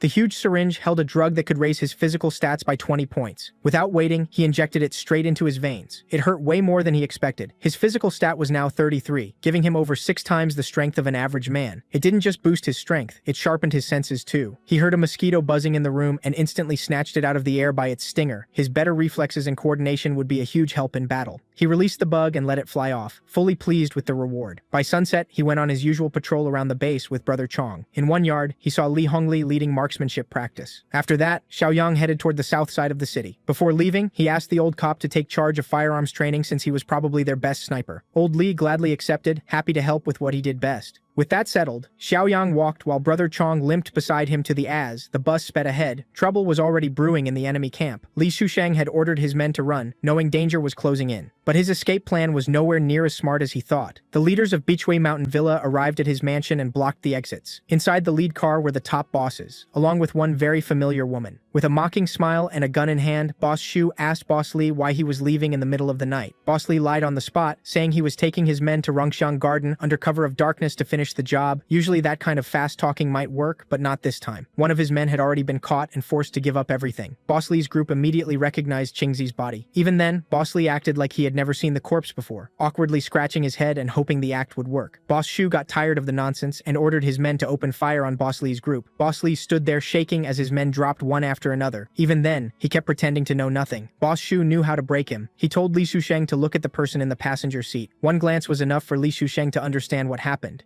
Jing had betrayed him too, just like she always did when a bigger backer showed up. Boss Kai was fed up. Li Shusheng was still playing dumb, even though Jing had already exposed the whole escape plan. He really should have expected it. After all, she had ruined Zhang Xiaoyang before latching onto him, so of course she'd do it again. At last, Boss Kai looked to Boss Zhang for the final call. Boss Zhang gave a calm, silent signal to execute Li Shusheng. They chose a brutal way to do it. They put a noose around his neck and had one of their strongest men pull until Li Shusheng finally stopped fighting. It was a slow, miserable death, and when the last bit of life left him, they hung his body at the gate of his own mansion. Later that night, a bright blue bus stopped nearby. Zhang Xiaoyang and Brother Chong quietly moved in on foot. At the entrance, they quickly realized they were too late. They had come to kill Li Shusheng, but someone else had done it first. Xiaoyang thought the bastard deserved it, though he hated not doing it himself. He picked up a small stone and threw it at the rope, cutting the body down. Seeing how this scumbag ended, Xiaoyang felt even more eager to get some satisfying revenge. Back at Beechway Mountain Villa, ugly sounds came from the top floor. Jing thought she could switch sides again and live well with stronger criminals. She was very wrong, and her betrayal had dropped her into the hands of monsters. Boss Zhang saw her as nothing more than a body to use. The two sick bosses passed her back and forth. They were vile people, but justice was close. Boss Kai glanced out the penthouse window and froze when he saw his guards lying dead outside. A loud knock suddenly came at the door. That was only a distraction. The real attacker came in through the high window. Knife in hand, Xiaoyang looked like death itself. He pressed the blade to Boss Kai's neck, where one small move would finish him. Without letting the man say another word, he slit his throat and left Kai choking on his own blood. One down, one to go. Boss Zhang was stunned. 1 second he was busy with Jing, and the next his partner was dead on the floor. Jing, meanwhile, instantly recognized Zhang Xiaoyang. Xiaoyang wasted no time and hurled the knife straight at the naked bastard. Boss Zhang died with his neck sliced open. As soon as he hit the floor,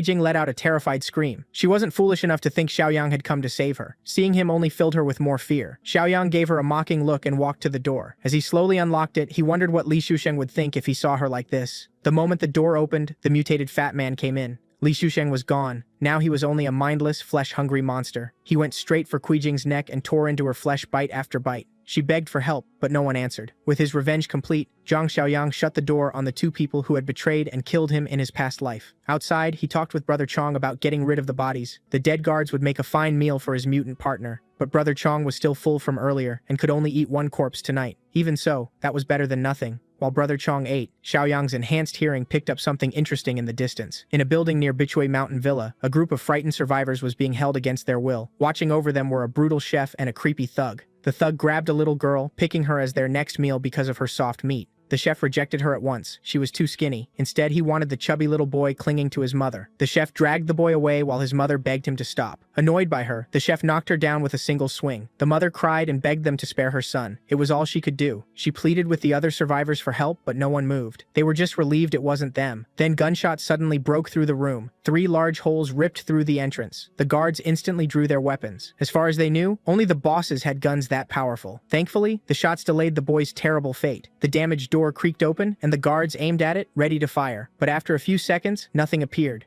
Growing impatient, the chef ordered one guard to go outside and check. The man slowly edged through the doorway. The moment he stepped into range, Brother Chong grabbed him by the neck. Without showing himself, he had already taken down one armed guard. Seeing that pale arm, the others assumed zombies had broken in. They opened fire at once, wasting bullets and hitting nothing. Brother Chong kept luring them around, circling the room and easily avoiding their awful aim. When the shooting finally stopped, Brother Chong smashed through a boarded window with little effort. He targeted the chef standing in the middle of the group. Without slowing down, Brother Chong snapped the chef's neck in midair. He landed and used the momentum to launch himself at the next target. In just seconds, the untrained goons were slaughtered one by one. When the rampage ended, the captive survivors could only stare in fear and confusion. The zombie had killed every thug, but left them untouched. When the noise finally died down, Xiaoyang walked in and praised Brother Chong for wiping them out so cleanly, even with the mask on. Brother Chong rasped back that the mask just makes him look cooler. And honestly, he's right. Hearing a zombie talk only made the survivors even more confused and scared. The children clung tighter to their mothers, and everyone stayed away from the strange mutant. Xiaoyang broke the tension and told them Brother Chong wouldn't hurt them. But the little girl didn't buy it. She'd seen monsters like him kill people without hesitation before. That immediately caught Xiaoyang's attention. He gently asked what she meant by super monsters. Her mother explained that they had seen another strange mutant in eastern Decor City. Xiaoyang had expected mutants like that to appear a month or two later. Worse, Decor City was close to their base in Old Tea Leaf Town. He warned Brother Chong that another rare mutant might be nearby. Some mutants keep part of their mind and memories, which makes them far more dangerous than normal zombies. But when the mutation is unstable, they usually become much more violent. That possibility made Brother Chong uneasy about his own future. Xiaoyang sensed it and reassured him. Brother Chong was one of the lucky ones who kept his reason, and with Xiaoyang around, he'd be fine. He then asked if there were more survivors in the villa. They said some people might be locked in the basement sales office, so they headed there next. The moment Xiaoyang opened the steel door, the smell of blood hit him hard. Everyone flinched at the massacre hidden behind it. This had to be where those Bichui mountain villa bastards kept the people they butchered for meat, so that explained why there were no other survivor groups around here. Some captives had seen the goons regularly hauling unknown amounts of meat out of the city. From the bodies left in the basement, Xiaoyang could roughly guess the death toll. With that much meat, they were clearly involved in something even darker. Since no one was living in the basement, the last place to check was the sales office about a kilometer away near the south gate. New survivors were held there first, and the useless ones were sent off. At the same time, Xiaoyang got a mission chain called Subpar Utopia, pushing him to grow and improve his community score. The goons at the sales office still had no idea their whole setup had already collapsed. They'd only heard gunfire and assumed the bosses were using live people for target practice again. Using the darkness, Brother Chong quietly took out the weak security. Inside the sales office, a few unlucky women were still trapped. The state of the room made it obvious what had been happening there. They heard the commotion outside. Some had already given up, while others still held on to a little hope. When the door opened, it wasn't another filthy goon from the villa. It was a young man with a hard, steady look in his eyes. Xiaoyang called the women out and added them to the group he had rescued that night. They left the sales office and stepped past the blood and bodies of the dead goons. Xiaoyang promised them a safe place to stay, a real home, not this nightmare. His one condition was simple. Everyone had to work and help the community grow. After what they'd gone through in the villa, that deal sounded far better than their current lives. With that decided, Xiaoyang led them to his ride. Everyone got on the bus, and this time he had brought one big enough for all of them. Not long after, they arrived back at the base. Shinshan and Zhangqi were waiting for him. Since he hadn't driven the bus straight in, Zhangqi watched to see what he planned first. Xiaoyang introduced the place, but made it clear he couldn't let everyone into the fortress without checking them first. The survivors understood. For now, they'd stay in temporary prefab housing behind iron fences. It wasn't as safe as the main fortress, but compared to the rest of the city, it felt like heaven. Old Tea Leaf Town still had lots of open land and unfinished buildings, and things would keep improving over time. Hearing that, the survivors thanked their rescuer. The night passed, and morning came. Then a convoy of cars and trucks rolled up to Bichui Mountain Villa. The woman leading the group was already losing patience. That bastard Zhang Xingwen, and every idiot she left in charge, had stopped answering her calls. She knew something was wrong, so she got out and checked the buildings herself. Just as expected, she found blood, gore, and rotting corpses everywhere. The people killed the night before had already risen as mindless zombies. One of them was Li Zuxiang. He roared and lunged at the living on pure instinct. Lady Boss Rui barely even looked at them before killing them with her bare hands. Then she pulled out a knife and hacked the zombies apart piece by piece. With the villa overrun, the bosses she planted here were dead too, and their supply of human meat had taken a hit. They had to clean up the mess. But first, they needed to find whoever destroyed Bichui Mountain Villa. More blood was going to spill. After checking the whole villa, her people reported that not a single survivor was left alive. The one bit of good news was that enough meat remained for today's shipment. They just had to bring the truck over and load it up. While her men packed trash bags full of human meat into the truck, Boss Rui thought about her next move. Looking around, she spotted tire tracks leading away from the villa. That gave them a trail to whoever ruined their operation. Back at the fortress, Xiaoyang was thinking about his mission to expand the community. Even after bringing in many survivors, his score was still only 2, which made no sense if population mattered. At least he had plenty of land to build on. That arrogant guy who sold him the title had actually done him a favor. But the expansion mission wasn't his only problem. The rare mutant in the nearby town also needed attention. So, with Shan Shan and Zhang Qi, he went to the prefab area where the new survivors welcomed him like a savior. After getting settled into housing with full basic amenities, some of them even knelt to thank him. Xiaoyang was there for one reason: to learn more about the super monster the mother and daughter had mentioned. The mother said they ran into it at Hurinfa Market in Decor City while scavenging for supplies. Several people died. She grabbed her daughter and escaped during the chaos, and they ran all the way to Bichui Mountain Villa, only to fall into the hands of even worse monsters. Now that he had the exact location, Xiaoyang headed for his vehicle. Shan Shan and Zhang Qi tried to talk him out of it, since they already had plenty of supplies, but he wasn't going there for loot. Decor City was less than 2 kilometers from the base, and he couldn't leave a threat like that so close. Even the woman who had seen the monster tried to stop him, but Xiaoyang assured everyone he knew what he was doing. All he needed was Brother Chong, and together, they'd go meet that thing. Meanwhile, a capable-looking group of drifters was searching Hurinfa for supplies. They found a large supermarket and got excited about how much they might take. Still, they knew it might already be mostly picked clean. Even so, they went in confident they could handle themselves in the apocalypse. Inside, they were swallowed by darkness. Once their eyes adjusted, they saw the store had been looted, but not emptied. To watch for survivors or hidden zombies, they stayed close and made a little noise. Then they listened for any movement. A few wandering zombies soon appeared, and the group stayed calm as they took them down. Working carefully together, they killed the undead in a clean, coordinated attack. Most of them were relieved there were only a few, guessing the main horde had been drawn away by earlier looters. Even so, they stayed alert while scavenging. What they didn't know was that something far smarter was hiding in the dark, waiting like a hunter stalking fresh prey. As they moved deeper inside, they felt lucky to find enough supplies to last for years. While the others were busy drooling over all the food, their leader got distracted by the bed section. She finally relaxed and happily flopped onto a soft mattress. A few of them even joked about living in the supermarket since it seemed to have everything. As the group kept exploring, 2 of the main members stepped out for a smoke and admitted that, tempting as it was, this place would make a bad base. It had too many entrances to defend, and all these supplies would attract raiders. A nearby 2-story building looked much better, but to settle down, they'd first have to survive. By then, the hunter had finally left the shadows and begun its attack on the living. One of the stragglers managed to scream for help, drawing everyone's attention. He ran back inside as fast as he could, but no one could outrun a super mutant. The beast drove the claws from its back straight through his chest, killing him in one brutal motion. The mutant ripped the poor guy apart like paper. The stragglers froze in horror. Someone shouted to run, but their legs almost gave out. They forced themselves to move, but their escape was hopeless. One after another, the slowest people in back were dragged down first. They poured every bit of their will to live into each step, hoping they could outrun the monster right behind them. A few seconds and a few meters later, everyone was dead except the female leader. She sprinted toward the exit and finally saw daylight ahead. She shoved herself forward with the last of her strength. But heals are a terrible choice when you're running for your life. The super mutant loomed over her, enjoying the fear of its last prey. She cried and threw up her arms, trying to protect herself. But when she looked up, she saw a different super mutant, one wearing a cool mask. Instead of tearing her apart, he simply walked past her. Zhang Xiaoyang followed behind and told her not to panic. He and the others had arrived just in time to save her. To her shock, she recognized him as the young man who bought a huge piece of land from her before the apocalypse. Xiaoyang recognized her too, the polite real estate agent from before.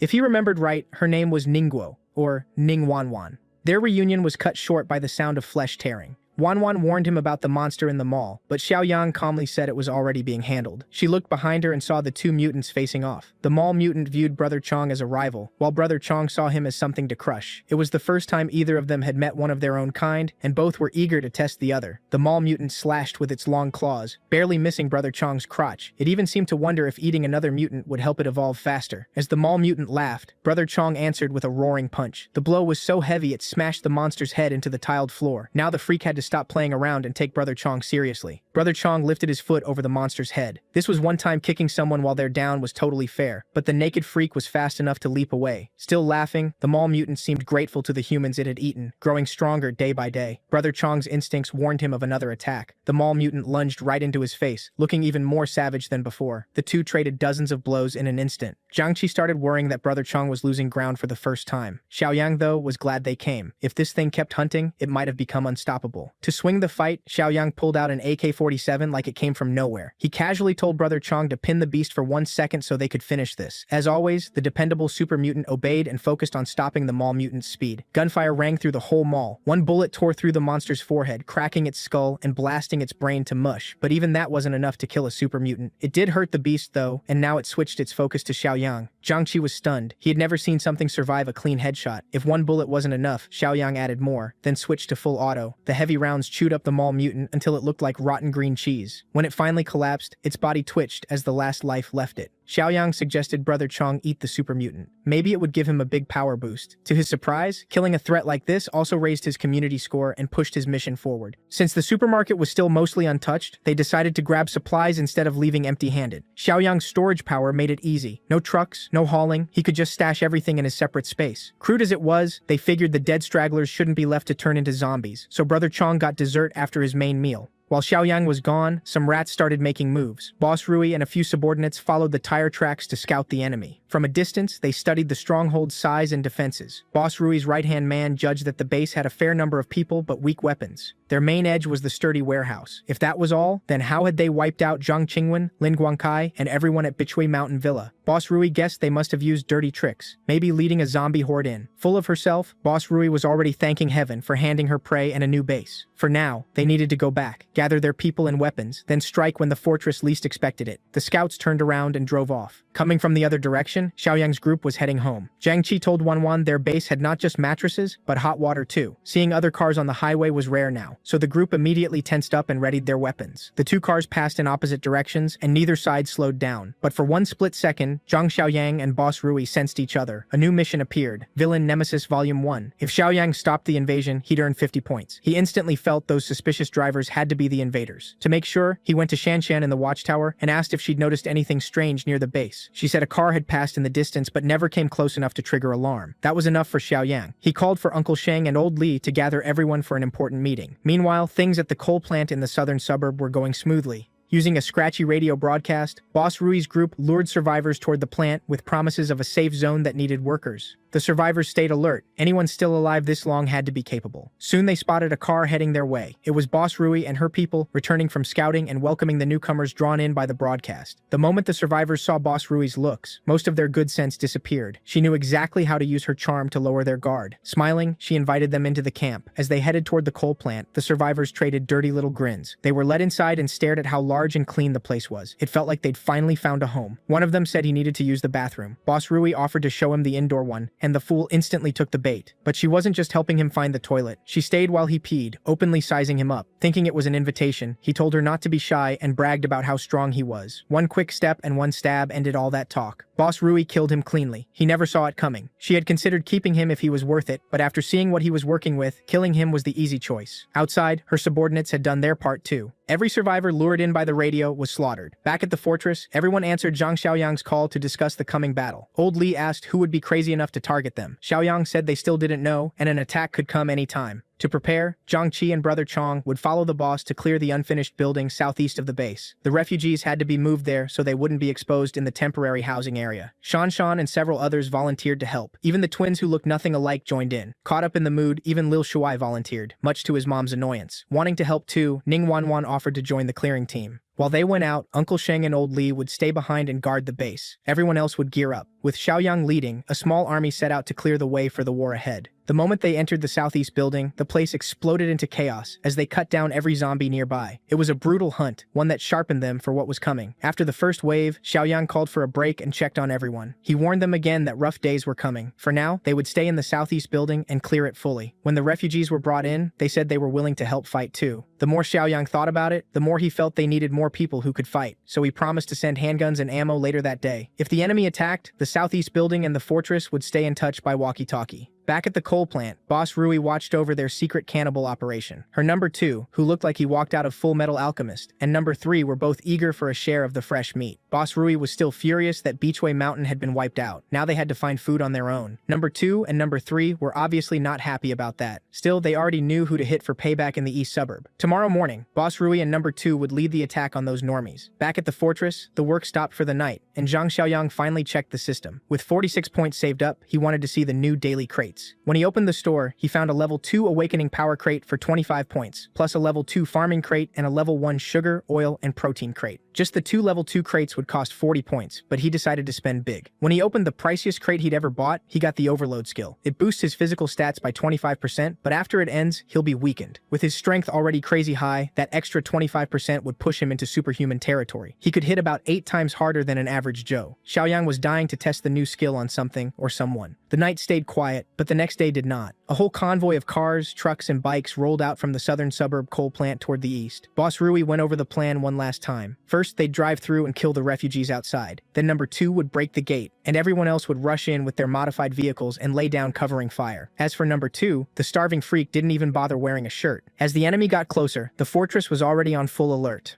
Old Li took position at the highest spot. It gave a worse view than the watchtower, but no one below could see him. Xiaoyang put him there because Old Li had worked as a sniper for a few years before becoming a cop. Old Li scratched his head and corrected him. He'd only filled in as a sniper for a few months. Even so, he could reliably hit targets within 500 meters if the wind behaved. That would be more than enough to matter in this fight. You see, Xiaoyang had Zhangqi carry something very heavy up to the roof. The young man opened the crate and found a spotless Barrett sniper rifle inside. Old Li was stunned. How did a kid like Xiaoyang get something like this? Xiaoyang didn't answer, only saying they had just 10 rounds, so every shot had to count. Old Li took the huge rifle, feeling both its weight and the pressure that came with it. Everyone else was in place and ready. Xiaoyang warned that the enemy could show up at any time today. Shanshan spotted something strange from the watchtower and quickly warned the others. Looking through his scope, Old Li confirmed it. A fleet of enemies was coming fast. Back in the modified car, Boss Rui's men were confused that the refugees outside the wall were gone. Instead of stopping to check, Boss Rui ordered them to keep pushing. They were already close enough to be seen, and stopping now would kill their momentum. And so the convoy rushed forward, aiming to reach cover by the wall. The moment they entered range, Shanshan gave the order to fire. Everyone along the wall pulled out pistols and AKs and opened up on the intruders. The coal plant group hadn't expected this much firepower. Instantly, bullets tore through windshields and bodies. This was meant to be a surprise attack, but they were the ones caught off guard.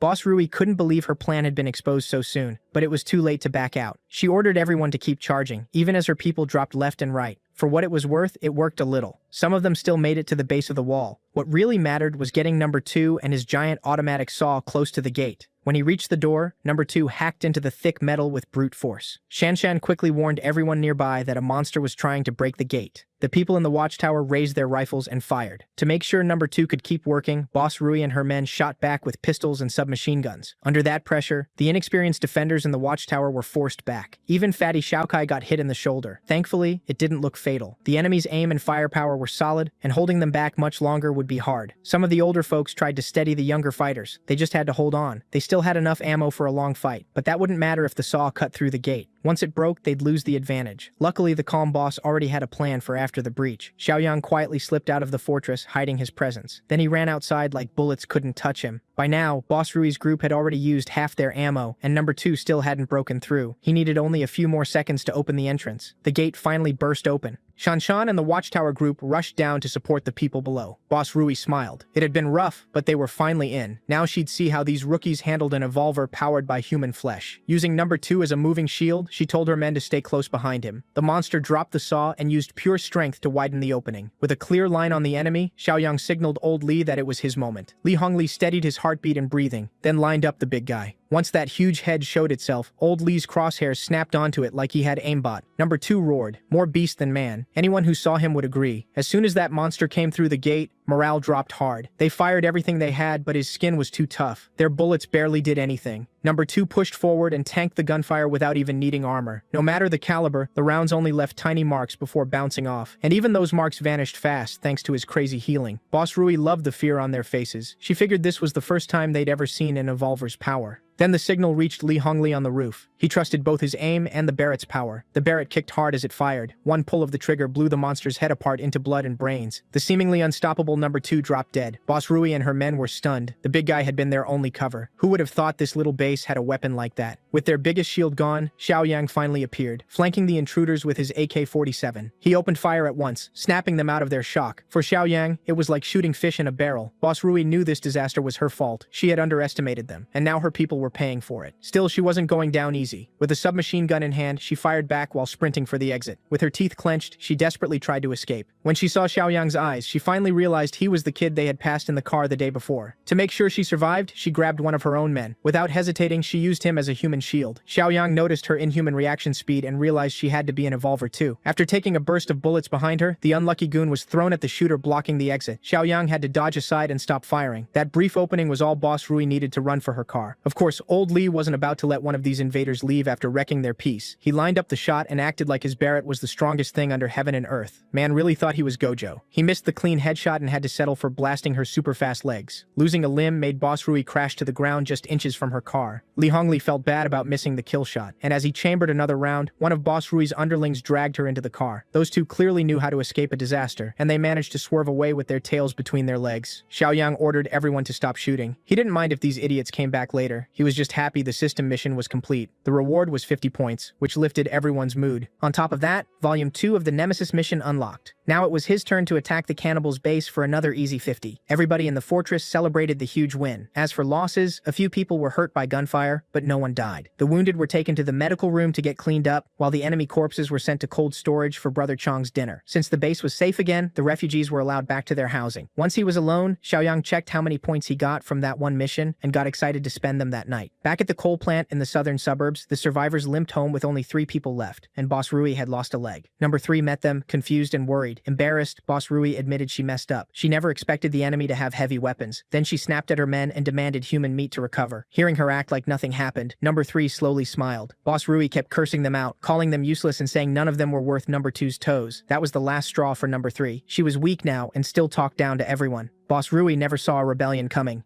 Panicked, she ordered her men to kill Number 3, but nobody moved. Even the 2 who carried her back acted like they heard nothing. With Boss Rui crippled and Number 2 dead, Number 3 was now the strongest and could easily take over. The men had already grown tired of Boss Rui's rule, and now they finally had their chance. Even then, Boss Rui still thought she could scare them into obeying. But when they closed in on her, her tough act broke fast. Following Number 3, the coal plant gang took out all their anger on her. They beat Boss Rui with metal pipes, laughing and cheering the whole time. They mocked her screams, and because she was still an evolver, the beating dragged on for a while. When she finally died, Number 3 grinned as he wiped her blood off his hands. One man called him Boss 3, and he nearly beat that guy to death for it. From now on, he demanded everyone call him Big Boss. Then the group started wondering what to do next. With Boss Rui and Number 2 gone, the coal plant was much weaker, and the thing they feared most wasn't the Eastern Fortress. It was the Tentacle Man. Big Boss decided they should abandon the plant and join the West Steel Group instead. A day later, Zhang Xiaoyang took a few trusted people behind enemy lines. Just like he thought, those guys had been staying at the coal plant. He told Zhang Qi and Old Li to keep quiet and stay close as they moved in. After looking around, they found the camp empty. The only thing left was the woman who led the attack yesterday, dead on the ground. It was clear her own people killed her. Zhang Qi and Old Li were shocked, but Xiaoyang had already guessed that would happen. Zhang Qi then asked about the huge guy who smashed through the door. He was clearly different from Chen Chong, but just as strange. Xiaoyang had mentioned evolvers before, and now even Old Li wanted to know how someone becomes one. Xiaoyang said it plainly. One way is by eating people. That answer was enough to make anyone sick. He explained that cannibalism is the fastest and easiest way to gain mutant-like powers. Since Xiaoyang also had superhuman abilities, Zhang Qi nervously asked if he had done the same, and whether they would have to throw away their humanity too. Xiaoyang stopped them right there. Cannibalism is the quickest path, but it isn't the only one. Then he pulled out a glowing red stone from his pocket. He explained that evolvers and zombies are both mutated life forms, and mutants grow stronger by absorbing exotic energy. Normal people have some too, but it's weak and spread through their bodies. Evolvers and some rare mutants condense that energy into cores. As the apocalypse goes on, even normal zombies will start forming them. Still, eating zombie meat sounded like a great way to become a zombie yourself. Xiaoyang said normal people can't just eat zombie meat. Only mutants like Brother Chong can do that safely and grow stronger. While they talked, Volume 2 of Xiaoyang's Nemesis mission cleared on its own. The coal plant group clearly wasn't a threat anymore. While Xiaoyang was checking his system window, a zombie nearly jumped him. Luckily, his reflexes saved him. He calmly killed it with one quick knife draw. The zombie turned out to be a perfect example for what he was explaining. He reached in and pulled out its core, saying that with zombie numbers rising, hunting season was about to begin. Holding 2 cores now, he offered them to Zhang Qi and Li Hongli to help start their evolution. Zhang still couldn't get over where they came from, so he passed. After thinking it over, Li Hongli chose strength over fear. He swallowed both cores at once. Old Li felt the effect right away. His body changed fast and he felt better than ever. But Xiaoyang reminded him that being an evolver doesn't make you unbeatable. Old Li took that seriously and promised he wouldn't get cocky. With the danger gone, it was time to head back. As the group returned home, the coal plant survivors were just arriving at the West Steel Mill. As soon as they entered, a guard stopped them. Big Boss number 3 introduced himself as the coal plant's representative. Still cautious, the guard told them to wait while he informed the steel mill leader. After some discussion, the coal plant group was allowed inside. The steel mill leaders immediately asked what happened to Jing Rui and number 2. Number 3 lied, saying they were attacked and lost both Boss Rui and the big guy. That immediately caught the bald boss's attention. He had the coal plant men taken to a so-called safe house. Meanwhile, Baldy met with his partner and quietly planned something. Number 3 and his men were locked inside that safe house. Even there, he kept correcting people about his new title. He was so busy with that nonsense that he didn't notice how suspicious the whole setup was. One of the men finally pointed it out. They weren't in a safe house at all. With bars and locked doors everywhere, it was obviously a prison. Before they could react, the guard from outside came in. He ordered everyone to come out. When they were brought back out, it looked like the whole steel mill had gathered. Number 3 carefully asked what was going on. The woman leader immediately guessed that he had betrayed Boss Rui and said that kind of crime had to be punished. Number 3 rushed to deny it, but it was already too late. Boss Ling didn't buy his excuse and called over her guard, Li Cheng, to report what he found. Li Cheng said he went to the coal plant and found Li Jinggrui dead in the courtyard, while number 2 was gone. There were no signs of a fight there. The most likely answer was betrayal. Even after hearing that, number 3 kept denying everything. But in this world, nobody waits for proof or a fair trial. And honestly, the West Steel Mill had only tolerated the coal plant because of Boss Rui's power. Now that she was gone, number 3 had walked straight into a pack of hungry wolves. One of his men begged for mercy and offered information in exchange for his life. Boss Ling let him talk, though she didn't seem to care much. The snitch told them about the eastern settlement full of supplies, the same place where Boss Rui and number 2 were defeated. When asked how strong it was compared to the steel mill, he guessed they were about even. That was not something Boss Peng and Boss Ling could ignore. The man added that the Eastern group didn't know how to become evolvers yet, and none of them had evolved. Li Cheng listened closely and looked confused at the mention of evolvers. Boss Peng still couldn't believe Jing Rui lost to regular people, so the snitch explained that the Eastern group had heavy weapons, powerful enough to kill someone like number 2 in one shot. Boss Ling was pleased with the useful intel, but she had no intention of rewarding a rat. The moment she gave the order, the coal plant men froze in terror. They screamed and begged until every last voice was silenced. That was the end of the coal plant faction. Now Boss Peng was seriously worried about the eastern settlement. Boss Ling said they shouldn't attack yet, not with those heavy weapons around. Better to evolve more first and make sure they win. For now, they would send scouts to see if those people really were unevolved beginners. Meanwhile, Zhang Xiaoyang relaxed in his room, checking his system shop and looking through what he could buy with 126 points. To his surprise, a level 2 black tech supply box was available for 50 points. He bought out the whole shop without hesitation, leaving himself with 71 points. The sugar, oil, and protein crate gave him 500 kilos of top-grade lotus root powder, cocoa butter, and cooking oil. But the best item by far was the plus 20 physical enhancement serum from the black tech box. Then someone knocked on the door. Shan Shan came in and told him they had caught a suspicious person sneaking around the perimeter. Xiaoyang got up and went to see what was going on. Zhang Qi and Old Li had caught the suspicious man, but he kept saying he wasn't an enemy. He only wanted to speak to the fortress leader. When Xiaoyang arrived, the guy finally started talking. He introduced himself politely as Xu Axing from Westwind Steel Mill. That name immediately put Uncle Sheng on alert. He knew Westwind was southwest of them, one of the biggest steel mills around. Like the coal plant, it had turned into a survivor base, and it was only about 3 kilometers away. If it was that close, why had Xu Axing come all the way here? Xu Axing puffed himself up and said survivors should work together in times like this. According to him, his leader sent him out to recruit other settlements. Xiao Kai didn't buy it. The man had been sneaking around and drawing a map. When they pulled the map from his pocket, Xu Axing only gave an awkward smile. To make sure he wasn't being fooled, Xiaoyang used Mind's Eye. One look at Xu Axing's soul told him everything. The guy looked down on him. Xiaoyang didn't play nice. He pressed a gun to Axing's forehead without hesitation.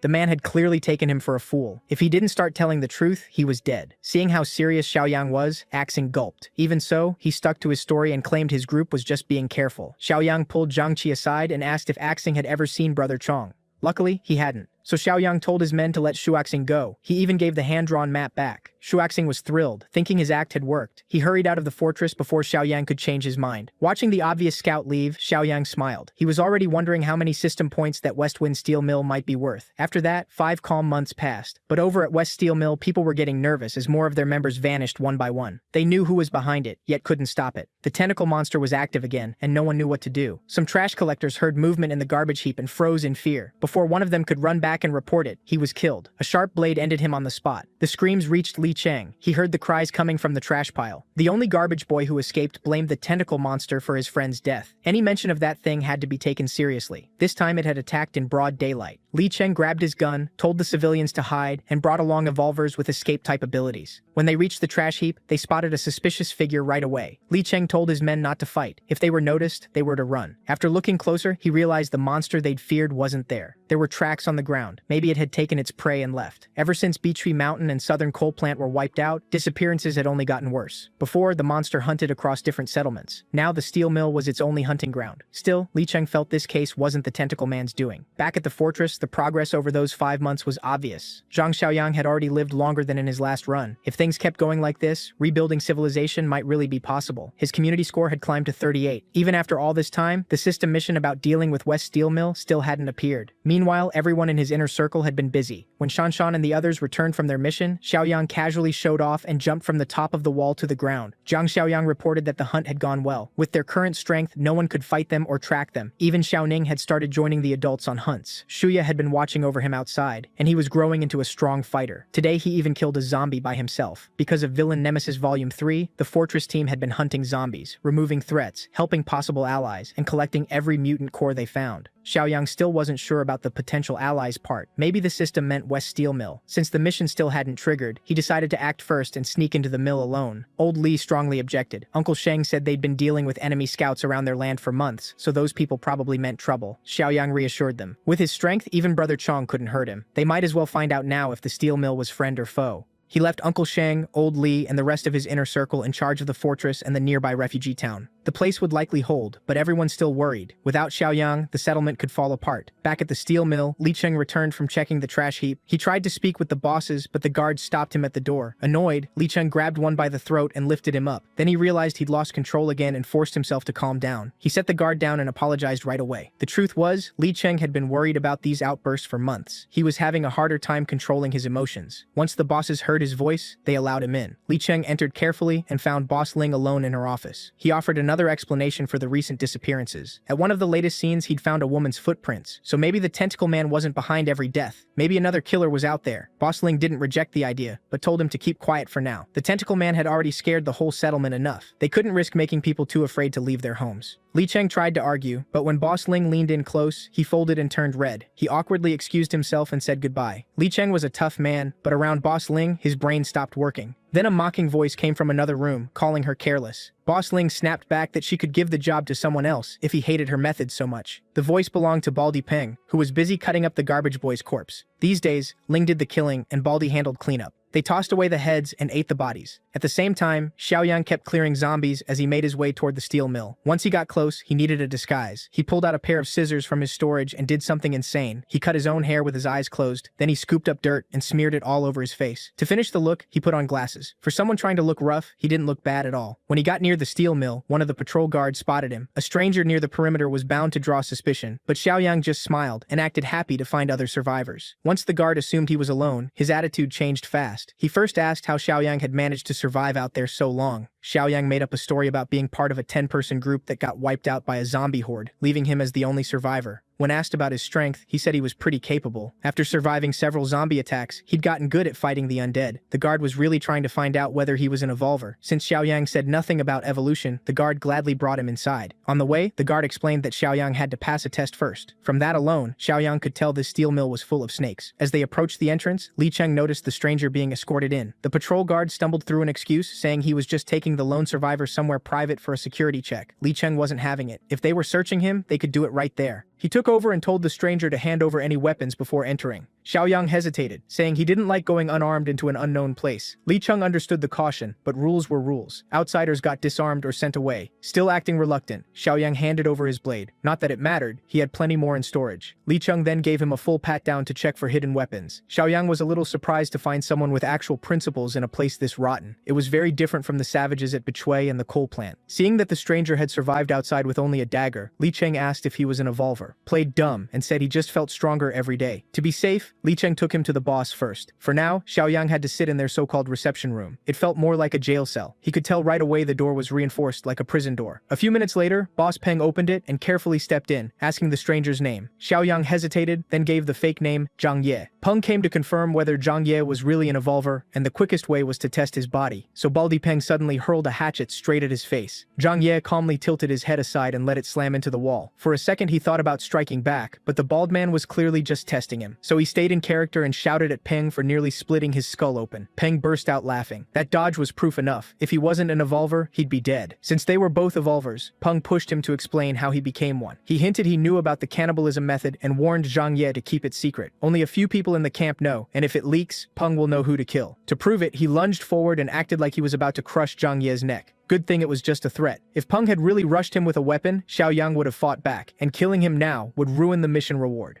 Peng seemed impressed that Zhang Ye reacted fast enough to pull a weapon. Still, he warned that while the kid was skilled, he was nowhere near Peng's level, so any thoughts of resisting should stay buried. After that little test, Peng told his men to treat Zhang Ye well, give him clean clothes, let him wash up, then bring him to the next meeting. After cleaning up, the now tidy Zhang Ye was taken to meet the other evolvers. Peng introduced Huang Ling as his partner, with Li Cheng and Huang Bin serving as settlement officers. Huang Bin would be the one showing the newcomer how things worked. Boss Ling praised Zhang Ye for finding the strongest camp nearby. Here, survival wasn't the problem. But if he wanted to eat well, he had to prove his worth. Zhang Ye promised to work hard and follow orders. Everything was falling into place. He had arrived just in time for Huang Bin's patrol. After choosing a Chang and a Xing, the group headed out. A Chang clearly didn't like the new guy joining them, but since Zhang Ye now knew the evolver's secret, this was the only squad he could be placed in. During the patrol, a Xing kept staring at him. Huang Bin, though, was fair and explained how the camp worked. In the steel mill, only Peng, Huang Ling, and this four-man team knew that eating human flesh was how they evolved. A Xing was Peng's cousin, and a Chang was Boss Ling's nephew. Since their family, any leak would have to come from the outsider. That made Zhang Ye uneasy, especially with A Xing staring so hard. He recognized the old man, the same one Zhang Qi's group had caught sneaking around the fortress months earlier. Then there was Li Cheng. He was also an officer, strong and gifted, but he knew nothing about the evolution method. He absolutely couldn't learn they were still practicing cannibalism. If Li Cheng found out, 2 bodies would be hanging in the mill. That told Zhang Ye plenty. The bosses were clearly keeping Li Cheng down because his talent surpassed all of them. When they reached the edge of the area,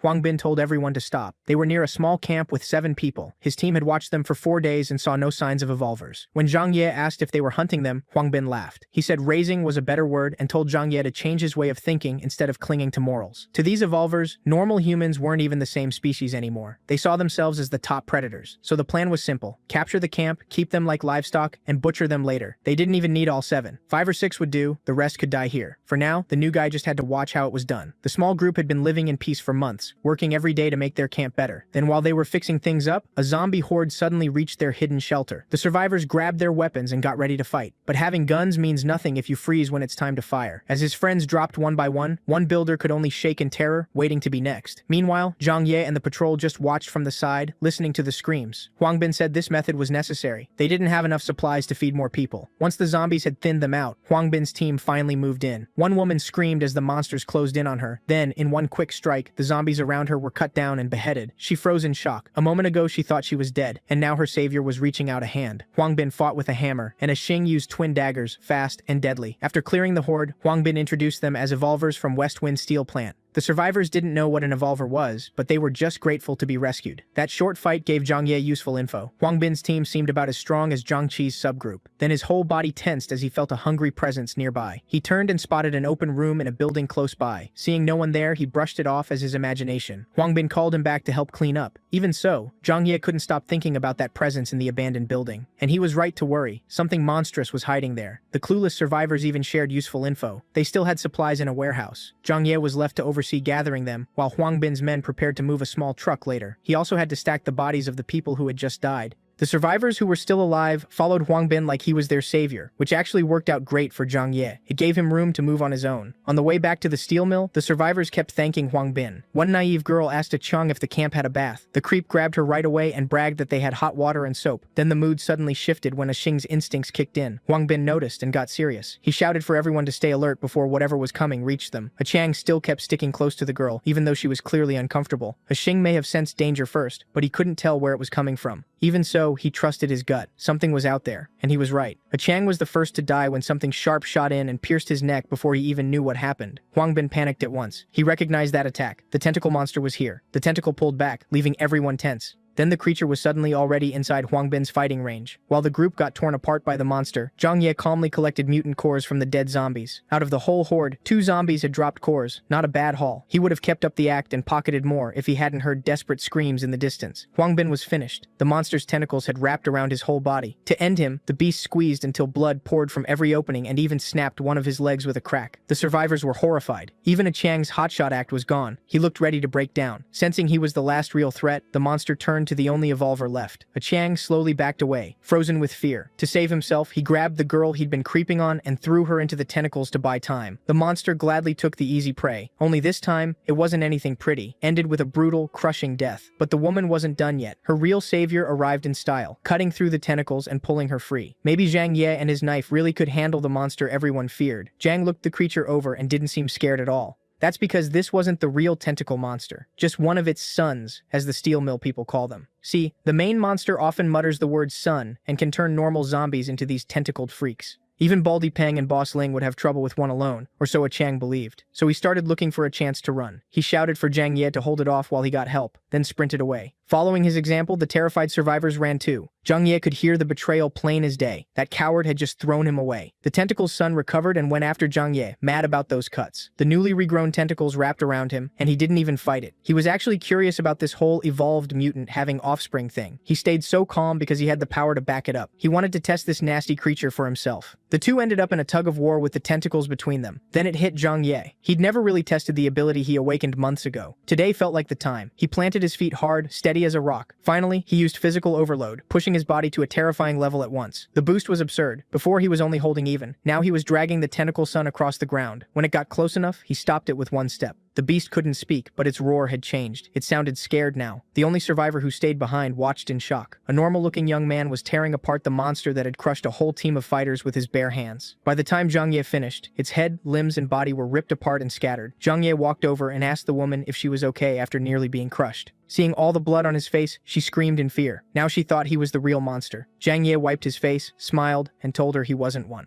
Meanwhile, a Chang and the others who fled finally reached the mill gates. At the entrance, Baldy Peng, Boss Ling, and Li Cheng met them and asked why A Chang looked wrecked and where the others were. A Chang quickly explained that Huang Bin and A Xing had been killed by a tentacle son. Li Cheng was the only one who asked about the new guy. A Chang assumed Zhang Ye was dead too. No way a rookie survived that. Hearing that his cousin died like that, Baldy Peng was furious. He didn't know where to put that rage, so he blamed the survivors. Baldy then started cutting them down on the spot with his hatchet. They couldn't afford to lose control, but at least Baldy calmed down after killing a few of them. Then, something interrupted the chaos. A bundle of tentacles dropped to the ground and grabbed everyone's attention. They looked up and saw the mill's newest member, Zhang Ye. He and the woman he saved showed up right after Baldy's outburst. Li Cheng was surprised and impressed that the rookie came back alive. Not only that, he returned showing off a rescued girl and a pile of tentacles as proof of the kill. He explained that he had taken down the tentacle son and avenged the boss's family. After doing something that big, the leaders started seeing him differently. Breaking the silence, Zhang Ye asked for vehicles and men to help collect the bodies and loot. While he handled that job, the bosses questioned A Chang about what really happened. Even now, that coward still refused to believe Zhang Ye had killed a monster that wiped out the rest of the evolvers by itself. As far as A Chang knew, even Baldy and Boss Ling together would have had a long, bloody fight against it. Baldy was still stuck on his first impression. A guy who didn't even take a proper stance in the test shouldn't be this strong. So Boss Ling guessed the tentacle son only got those kills because it attacked by surprise. Still, they couldn't let someone that strong stay unchecked, especially with how close he'd gotten to Li Cheng. Boss Ling suddenly heard footsteps and told everyone to be quiet. Li Cheng came in with a proposal for the bosses. First, he offered condolences for A Chang and Huang Bin. Then he suggested making Zhang Ye an officer because of his strength. Baldy Peng rejected it right away. They knew nothing about the kid. Boss Ling cut him off before he said more. She believed Zhang Ye did have officer-level strength, but he'd need to prove it to the whole mill. Li Cheng argued that killing a tentacle son should already prove enough. Since they were discussing it, Boss Ling suggested testing him on the real tentacle monster. If Zhang Ye could kill it, they'd solve two problems at once. Li Cheng angrily said that was unfair. Even both bosses together couldn't do that. Boss Ling said it wouldn't be a suicide mission. The whole steel mill would move together. It was time to end that threat for good. As soon as he got back from hauling supplies and bodies, the bosses explained the plan to Zhang Ye. He was surprised they were building a plan around him after such a short time. Boss Ling played to his pride, saying he might be the strongest fighter in the settlement. Baldy Peng added that if the mission worked, Zhang Ye would get the third leadership seat. He then mockingly asked Li Cheng if he was fine with the new guy outranking him. Li Cheng forced himself to agree. With that settled, the plan would move in 2 days. Zhang Ye had to admit they were good actors. He might have believed them if Mind's Eye hadn't let him see their rotten intentions. We've spent enough time at the steel mill.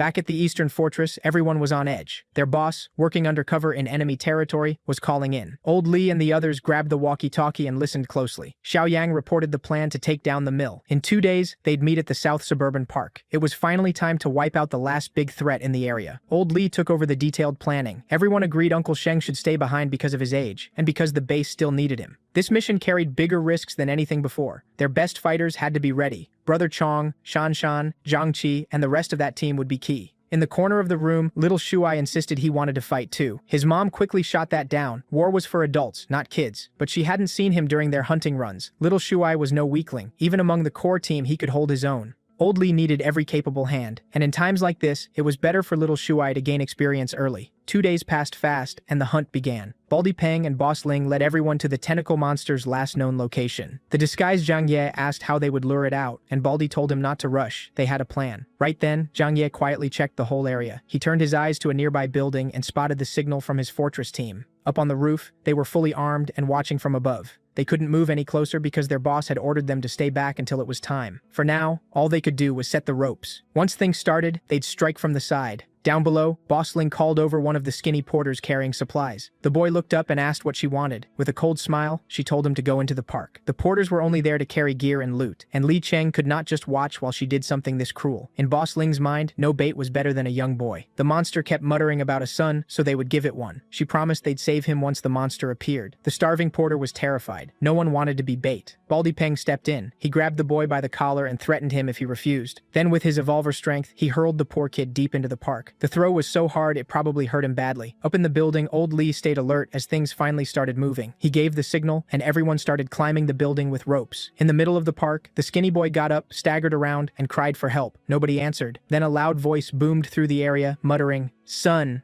Finally, the boss monster showed itself. The tentacle creature looked like the one Zhang Ye killed before, but this one seemed more human. Its eyes glowed with rage and killing intent. Li Cheng shouted at the bosses to stop standing around and save the boy now that the target had appeared. When no one moved, he tried to rush in himself, but someone grabbed him. Boss Ling stopped him, saying Zhang Ye had to act first. If anyone else attacked now, they'd be stealing the credit. Zhang Ye just smiled at how ridiculous that sounded. The masks were finally coming off. Before the tentacles could reach the kid, Zhang Ye already burst forward at superhuman speed. Luckily, he beat the tentacles, grabbed the boy by the shirt, and threw the little bald kid back to safety. Li Cheng caught him cleanly. The monster was furious at Zhang Ye for interfering, and with his fake glasses gone, Zhang Xiaoyang was back. The tentacle monster wrapped around him and pulled him in. Up close, Xiaoyang noticed something strange. Once the kid was safe, Li Cheng was ready to join the fight, but before he could help, the bosses held him back. If they don't move now, Zhang Ye will die. Li Cheng still didn't get that this was the whole point. Boss Ling actually found him funny. She thought the kid could at least stall the monster to a draw, but now he was trapped and crushed still. Maybe his earlier kill was just luck. Li Cheng's idiot self never saw the setup at all. Instead of letting those devils explain, Zhang Xiaoyang spoke up. Without holding back, he exposed the steel mill bosses for eating people. Once again, Li Cheng had no idea what he meant. Right then, the Eastern Fortress crew opened fire on the enemy evolvers. Their rifles and handguns lit up the park, hitting the steel mill group from the side. They split into 2 teams. One held off the evolvers, the other helped Xiaoyang fight the tentacle monster. Little Shuai led that second team with a Molotov in hand. The kid was wild. He hurled it with all his strength, and the monster instinctively slapped it with its tentacles. That splashed oil all over the beast and spread the flames. But instead of reacting to the fire, the monster stared at the boy who threw it. It was like part of his human mind came back the moment he saw little Shuai. He completely forgot about the man he was holding. Meanwhile, the kid was cursing because his firebomb didn't work. Hearing little Shuai swear made the monster even more emotional. Since he could speak clearly, this wasn't some normal mutant. Good thing they had one on their side too. Brother Chong moved in. His legs were fast enough to dodge the tentacles, making them smash only the ground. Meanwhile, the steel mill group had been forced back behind cover. They watched in shock as another mutant fought the one they feared most. The idea of a mutant helping humans made no sense to them. Brother Chong dodged well, but he still couldn't get close enough to strike. For a moment, the tentacles trapped him in a cage. With raw strength, he tore through them and broke free. But that was only a distraction. The real attack came from behind. If his teammate hadn't warned him, the main tentacle would have punched through the back of his head. After a hard exchange, both mutants pulled back to breathe. Seeing Brother Chong struggle, the still captured Xiaoyang laughed and teased him. Baldy Peng was stunned. The brat they picked up a few days ago was joking with a mutant. Then, to make it even crazier, Xiaoyang ripped apart the tentacles holding him like they were paper. Zhang finally noticed that one of the attackers had called Zhang Ye Xiaoyang. Old Zhuqiang had mentioned before that the Eastern Fortress leader had that exact name. Now it all made sense. The young man had fooled them, and this whole hunt was a trap. That meant the steel mill crew was the real prey, facing the main force of a strong fortress. Boss Ling looked over the enemy side and tried to think through the trap. She guessed their strongest fighter was only about as strong as Li Cheng, but their guns gave them a huge edge. On top of that, their biggest problem was Zhang Xiaoyang, and to make it worse, that masked mutant seemed about equal to the tentacle monster. Boss Ling realized winning was nearly impossible. Even if they fought back, they'd take heavy losses. But she did have one possible plan. For now, Baldy Peng needed to hold the fortress crew back. Those two had worked together a long time and knew how to cover each other. Baldy threw his hatchet with insane force and it heated up like a meteor. When it hit near the fortress crew, it exploded and kicked up a thick cloud of dust, cutting off their sight. Baldy Peng kept going, spamming heavy attacks while the normal fighters gave cover fire. That kind of chaos pinned Old Li's group down and forced them into cover. While everyone was busy, Boss Ling focused on someone else. The youngest fighter up front, Little Shuai. Xiao Kai was the only one who saw her coming, and he threw himself in front of the boy. He tried to lift his guard, but Boss Ling's kick was too fast. Fatty Kai went stumbling away. He was no match for an elite evolver. Finally, Boss Ling's plan was right in front of her. She grabbed Little Shuai by the collar, and everyone froze. This was the worst outcome. Little Shuai didn't want to become a hostage, and he struggled hard, but couldn't break free. To stop him from fighting back, Boss Ling punched him straight in the face. The one hit hardest by that wasn't the boy, it was the tentacle monster. Roaring for his son, it flew into a rage. Brother Chong used that opening to rush in and get into position. While perched on the monster's shoulders, he noticed something strange. The beast was ignoring him. Xiaoyang told Brother Chong to let go of the big guy. That only confused him more. But Xiaoyang could tell the monster was ready to risk everything for something that mattered most. Getting in its way was a bad idea. With her hand around Little Shuai's neck, Boss Ling warned the fortress crew she'd snap the boy's head off if they didn't drop their weapons. Li Hongli begged her to take him instead of the kid. Seeing the fortress crew panic, Boss Ling felt great about her hostage play. If anything happened to Little Shuai, how could they ever face his mother back at camp? Boss Ling repeated her demand. Drop every weapon and back up 100 meters. Old Li chose the safe option and lowered his gun, telling the others to do the same. They had no leverage, but Boss Ling still wasn't done. Next, she ordered the masked mutant to kill the tentacle monster. She was so caught up in her control that she missed the attack coming. The tentacle monster shot at her like a missile, forcing her to drop the hostage and leap away. A few unlucky goons got caught in the path and were torn apart. Baldy Peng watched in horror as another revolver under him was turned into a bloody mess. Boss Ling had assumed the masked mutant was holding the main threat down, but when she looked at Zhang Xiaoyang, he was just grinning at her. The mutant stood beside him, and both of them were barely even paying attention to the fight. Li Hongli yelled for Little Shuai to run, but tentacles had already closed around him. Xiaoyang told everyone not to panic. Little Shuai was safe. Safe tentacles, basically. Of course, nobody understood what he meant. All they saw was the boy wrapped in deadly tentacles. But somehow this time the monster held him gently while calling him son. Xiaoyang then reminded them he'd promised to keep Jiang Shengji's wife and son alive. Yeah, they had met this horrifying monster before. Jiang Shengji must have the same kind of mutation as Brother Chong. When Little Shuai recognized what was left of his father in that monster, he burst into tears. Watching from the side, Baldy Peng called this whole thing insane and ordered a retreat. Too bad for him and the steel mill crew. They had made an enemy of something beyond them. Still cradling his son carefully, Shengji sent his tentacles out for revenge. Baldy Peng was the first to get caught and crushed. He screamed for Boss Ling to help and cut the tentacles off. They had always covered each other before, but not now. Huang Ling turned and ran straight for the trees. Boss Ling tried to save herself and ditch everyone else. She knew they were no match for the monster, so her only plan was to use Wang Depeng as bait and hope he lasted long enough. Too bad for her, that plan was doomed from the start. She wasn't fast enough, and the tentacles caught her ankles before she could get away. That sent her face first into the pavement.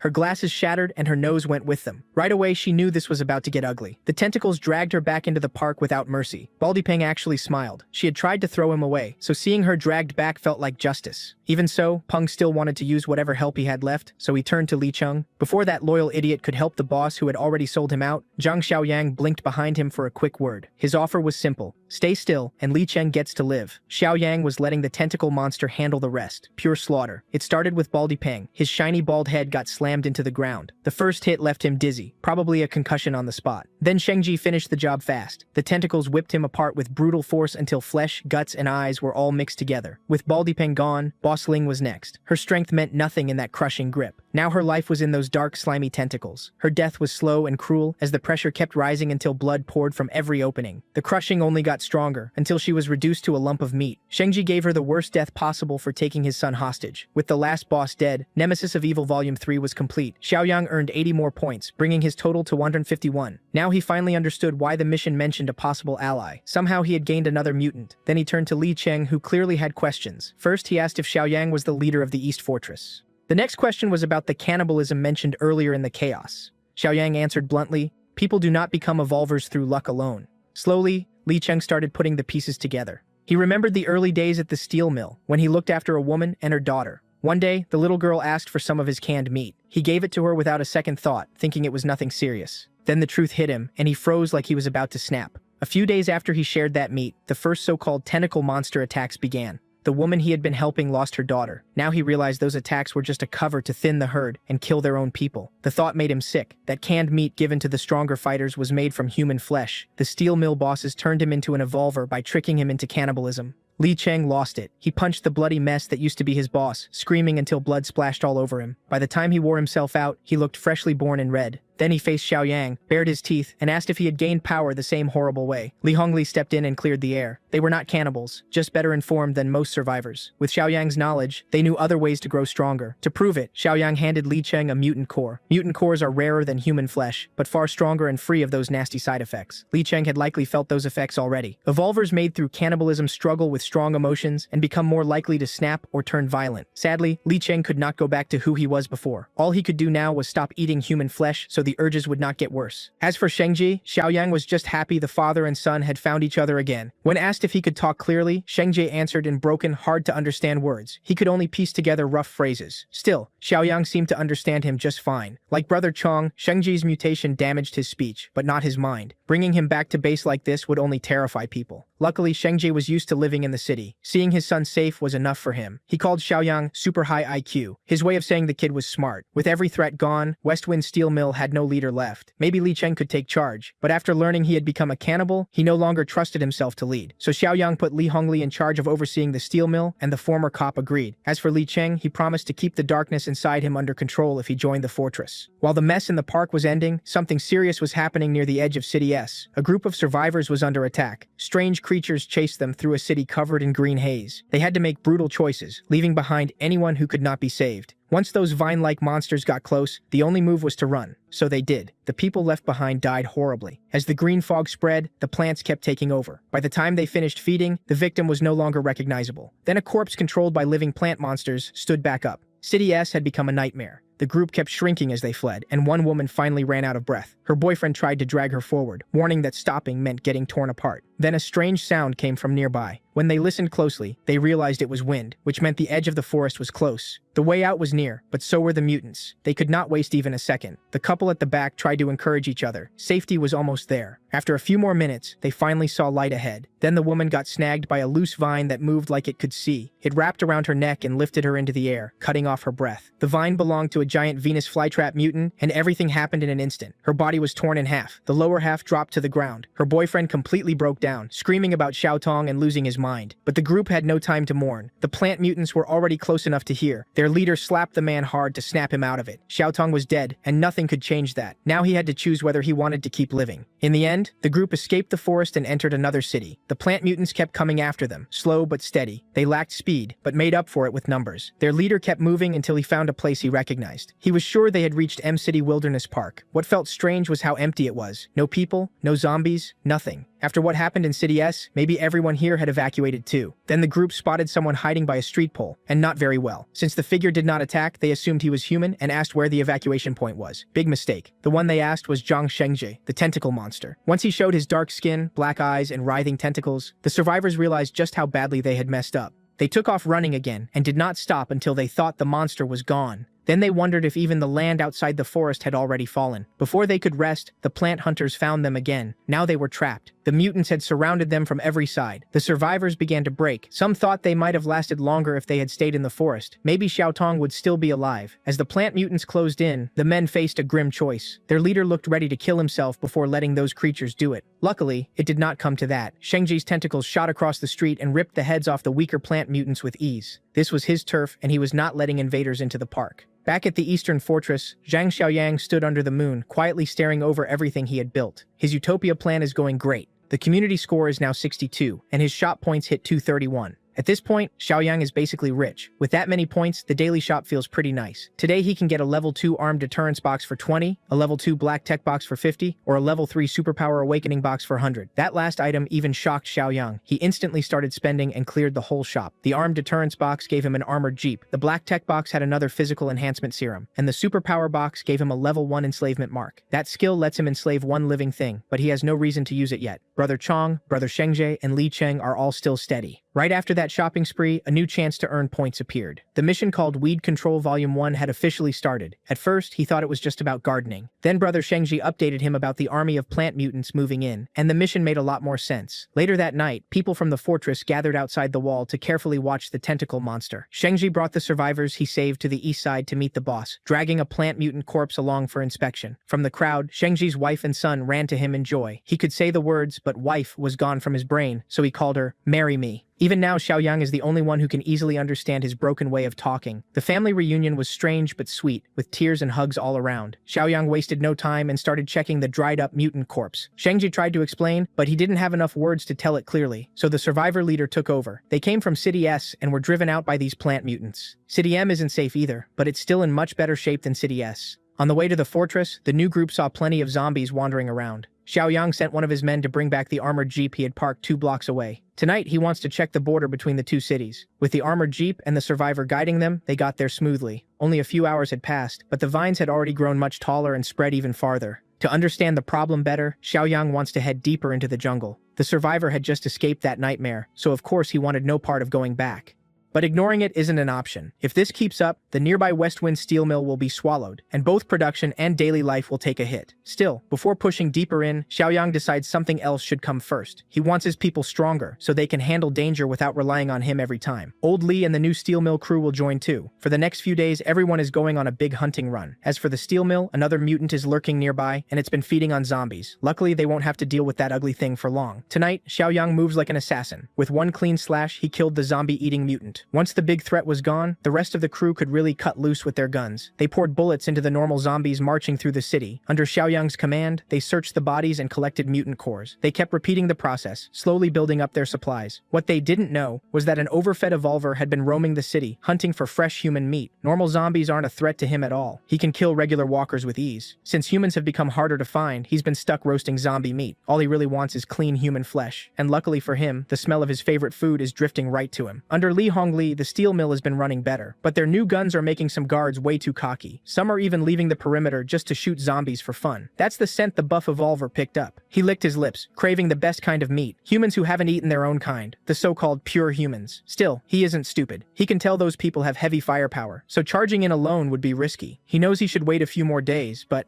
just thinking about waiting makes him drool like a starving dog. Back at the fortress, Xiaoyang is messing with the system shop again. After that, he calls everyone together. They've been hunting as a team for 3 days now. He tells Li Hongli and Zhang Qi to divide up all the gains. Old Li objects, saying they can't keep all the resources when everyone helped with the hunts. Xiaoyang shuts that down. The others already have plenty of guns and ammo. What they need now is a few elite fighters, not a bunch of half-grown evolvers from spreading cores evenly. Besides, everyone trusts his judgment. Xiaoyang has never led them wrong. As for Shanshan, he has something different in mind. He brings her into a private room, just the two of them. A little nervous, she asks what he's about to do. Outside, little Shuai, Wanwan, Zhangqi, and Brother Chong listen in. All they hear is the boss telling her to bear with the pain. A few minutes later, the door opens and catches the whole nosy group. Zhangqi awkwardly swallows and blurts out that Brother Xiaoyang finished pretty fast. They really thought he and Shanshan were doing that. Still, it's good Zhangqi is there. Shanshan is holding her arm, and an empty syringe sits on the table. So yes, she did get poked. After taking in so many mutant cores, Zhangqi has become one of the settlement's strongest fighters. Now Xiaoyang wants him to spar with the newly boosted Shanshan. Zhangqi refuses at first. He says he doesn't hit girls. So Xiaoyang tells Shanshan to slap him, and not to hold back. Zhangqi feels pretty confident in his toughness after all those mutant cores. Then Shanshan slapped him so hard it nearly wrecked his jaw and twisted his whole face. Brother Chong and Xiao Kai had to step in and stop things. Shanshan is stunned by her new strength. Xiaoyang had injected her with a physical enhancement serum, putting her just below Brother Chong. Zhangqi clearly thought he ranked much higher than that. And of course, Xiao Kai couldn't resist clowning him for looking so miserable. Once everything was ready, Xiaoyang gave everyone their roles for the forest mission. Along with his best fighters, he chose the new survivor leader to guide them. The man shut that down immediately. He escaped that place once and swore never to return. Li Cheng mocked him for backing out, but the man had a point. He had no family or friends left in that city, so he'd rather stay in the fortress and work. So the guy who lost his his girl volunteered to be their guide instead. Meanwhile, in the western suburbs, the buff evolvers are searching building after building for someone. His brain is getting slower every day. If he doesn't eat fresh human meat soon, it'll only get worse. While he was banging on his head, he heard another pounding sound in the distance. He rushed over, following the noise. When he opened the metal door of an abandoned building, he found two couples going at it like wild animals. The buff evolver cleared his throat to make them stop and look at him. All four recognized him right away, and none of them were glad to see him. He told them he wasn't here to steal this time. He came with information. The women didn't trust a word he said. Everyone there had already accepted being half monsters, so lying would be pointless. He swore he was telling the truth. He found a group of pure humans, heavily armed, and wanted help hunting them. The half monsters crowded around him, watching every move and word. In the end, they agreed to trust him this once. If he was lying, they'd just eat him. Just like that, he was welcomed into the group. Then the redhead half monster gave him a very warm welcome of her own, and he wasn't about to turn that down. While that weird scene played out in the city, Xiaoyang's team had reached the border. Their guide is Zhu Xinkai, the man still grieving his girl, and Xiaoyang praises his courage. Xinkai says he wants revenge on the plant mutants that killed her. On top of that, his parents are still trapped in the jungle. Xiaoyang takes point, Li Cheng guards the rear, Brother Chong and Shengji cover the left and right, and Xinkai stays in the middle. Xiaoyang only took this dangerous trip to stop the jungle from spreading into his land. Any rescue comes second. Suddenly, a wet vine dropped and splashed sticky slime on his face. Xinkai instantly went on alert. He had seen that slime before and shouted for the boss to move, but it was too late. The slimy vine wrapped around Xiaoyang's neck like a python. Then the giant Venus flytrap appeared, the same monster that bit Xiaotang in half. No one had ever escaped its mouth before, but that was about to change. Xiaoyang grabbed the vine and pulled without fear. He yanked so hard the creature's nasty insides came spilling out. Xinkai was stunned and could barely speak. The guts dropped to the ground with a heavy thud in front of the boss.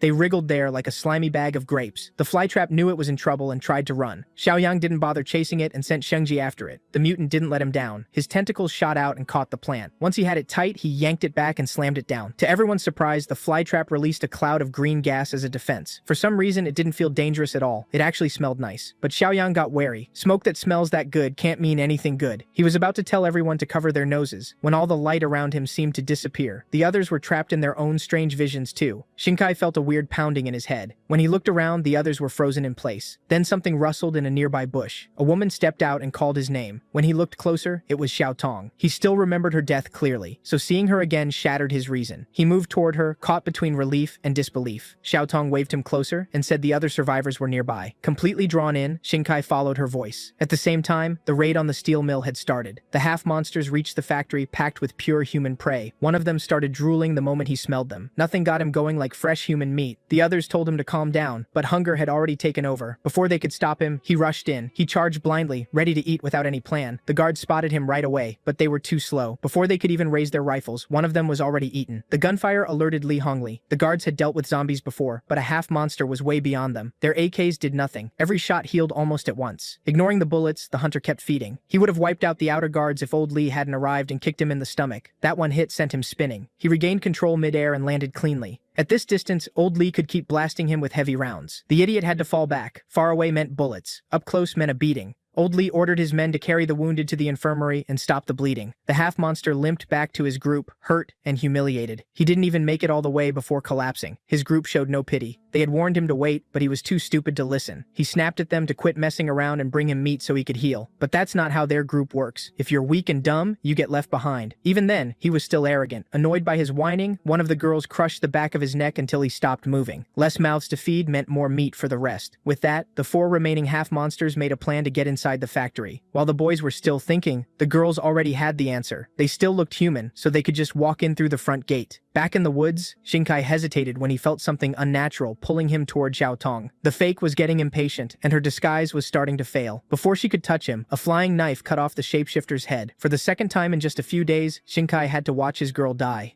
The knife came from Xiaoyang, who had also been briefly caught by the illusion. Still shaken, Xinkai turned his anger on the boss. Xiaoyang made him look at the bushes again. Little by little, the bloody illusion faded, and the truth showed itself. It was only a tangled mass of vines. After that, Xiaoyang went around snapping the others out of their illusions. Li Cheng felt like years had passed, and even the 2 mutants had been affected. Xiaoyang guessed the flower had released some kind of hallucinogenic gas. To learn more, he cut into the vine bundle to study its insides. But the thing he killed was only a puppet, not the real body. The vines ran deep underground, so the main body was probably far away. While following the roots, he dug up something odd. It looked like a potato or taro, maybe some kind of storage organ for the plant. Just in case, he tossed it into his dimensional space. Maybe it was edible. Then he asked Jinkai what he knew about these plant monsters, but Jinkai only knew they were dangerous. Old He might know more. Old He was an expert from the Agricultural and Forest Research Institute. Before Jinkai escaped, the old man had been staying in a high-rise camp. Wanting answers, Xiaoyang changed course to find him. Back at the steel mill, the half-monsters put their simple plan into action. Red limped to the front gate, acting scared and worn out while making sure her body was still on display. To make it more convincing, she stumbled and fell near the gate. One of the guards on the wall spotted her. The others quickly gathered, thinking a survivor was running for shelter. But protocol started slipping the moment they got a good look at Red. One guard wanted to report her first, but another just wanted to bring her inside. Red cried for help, and the fool bought all of it. From a distance, the other half-monsters watched with amusement. Even they had to admit Red was doing a great job. Of course, the other girl refused to be outdone. She insisted she could do even better. Either way, Red had basically secured a way into the human nest. Back in the woods, the group struggled through the dim jungle, but they reached the next city without more trouble. Once they got close to the old camp, someone from inside called Jinkai's name. It was his Aunt Yang, peeking out from behind a wall. Normally, he would have run straight to her, but after what happened earlier, he stopped himself. He rubbed his eyes, and Xiaoyang laughed, telling him the gas had already worn off. On the other side, Aunt Yang's camp was panicking too. They weren't sure if the people coming out of the woods were enemies. Some wanted to pull Jinkai to safety, while others doubted it was even really him. Aunt Yang chose violence first. She led a few men forward and attacked, hoping to catch them off guard. Shengji could have wiped them out easily, but Xiaoyang told everyone to stay calm. A few arrows flew at them, and the boss slapped them away with his bare hands. Then he shouted for the strangers to stand down, and they actually paused. Shinkai stepped between both sides and told his aunt these people weren't enemies. Aunt Yang seemed to accept that and told her men to stop firing. Shinkai explained that Xiaoyang's group came from outside the jungle. When she asked about the others, he had to admit that half his group had been killed or hurt, including Xiaotong. When he asked to be let inside, the people in the city hesitated. The main problem was Brother Chong and Shengji. Xiaoyang stepped in and tried to reassure them. He even asked the two mutants to help calm everyone down. Brother Chong took off his mask and said that even if he looked ugly, he was gentle. Shengji just flexed and let everyone stare. Xiaoyang was embarrassed. He really thought they'd act normal. After a long pause, Aunt Yang finally let them in. Back at the steel mill, Shanshan returned to the front gate after checking on the west side. He radioed old Li to open the gate. Before going in, her sharp senses caught something hostile nearby. It was faint and vanished fast. The half-monsters quickly hid their bloodlust again. Old Li opened the door himself for Shanshan. Once she was inside, the half-monsters finally relaxed. They had almost been found out. All three sensed that Shanshan was an evolver, and a pure one at that. They were shocked, but all they could think about was how good she would taste and how much stronger eating her might make them. Shanshan went straight to the infirmary to check the men attacked earlier. Xiaoyang had put her in charge of the infection inhibitors in case something like this happened. Old Li wasn't sure. His men had been bitten for hours and still showed no symptoms, so the attacker probably wasn't a zombie. With everyone confused, Red claimed she knew what was going on. She said mutated humans had gathered in the western suburbs to hunt people. Old Li had never seen her before, but she sounded like she knew something. Crying, Red added that these mutants were smarter and worse than zombies, and that she only escaped one because she found a bike. To Old Li, that sounded like she had brought the problem right to his doorstep. Red quickly apologized, and the guard simping for her instantly defended her and blamed Old Li instead. Li Hongli said he only wanted intel on the enemy, so Red warned them to brace for another attack. Since Red barely had any clothes on, Old Li told her to rest first. As everyone else left, Shanshan stayed behind and kept watching the newcomer. She couldn't explain it, but Red gave her a bad feeling. In the end, she blamed it on stress and paranoia from all the pressure lately.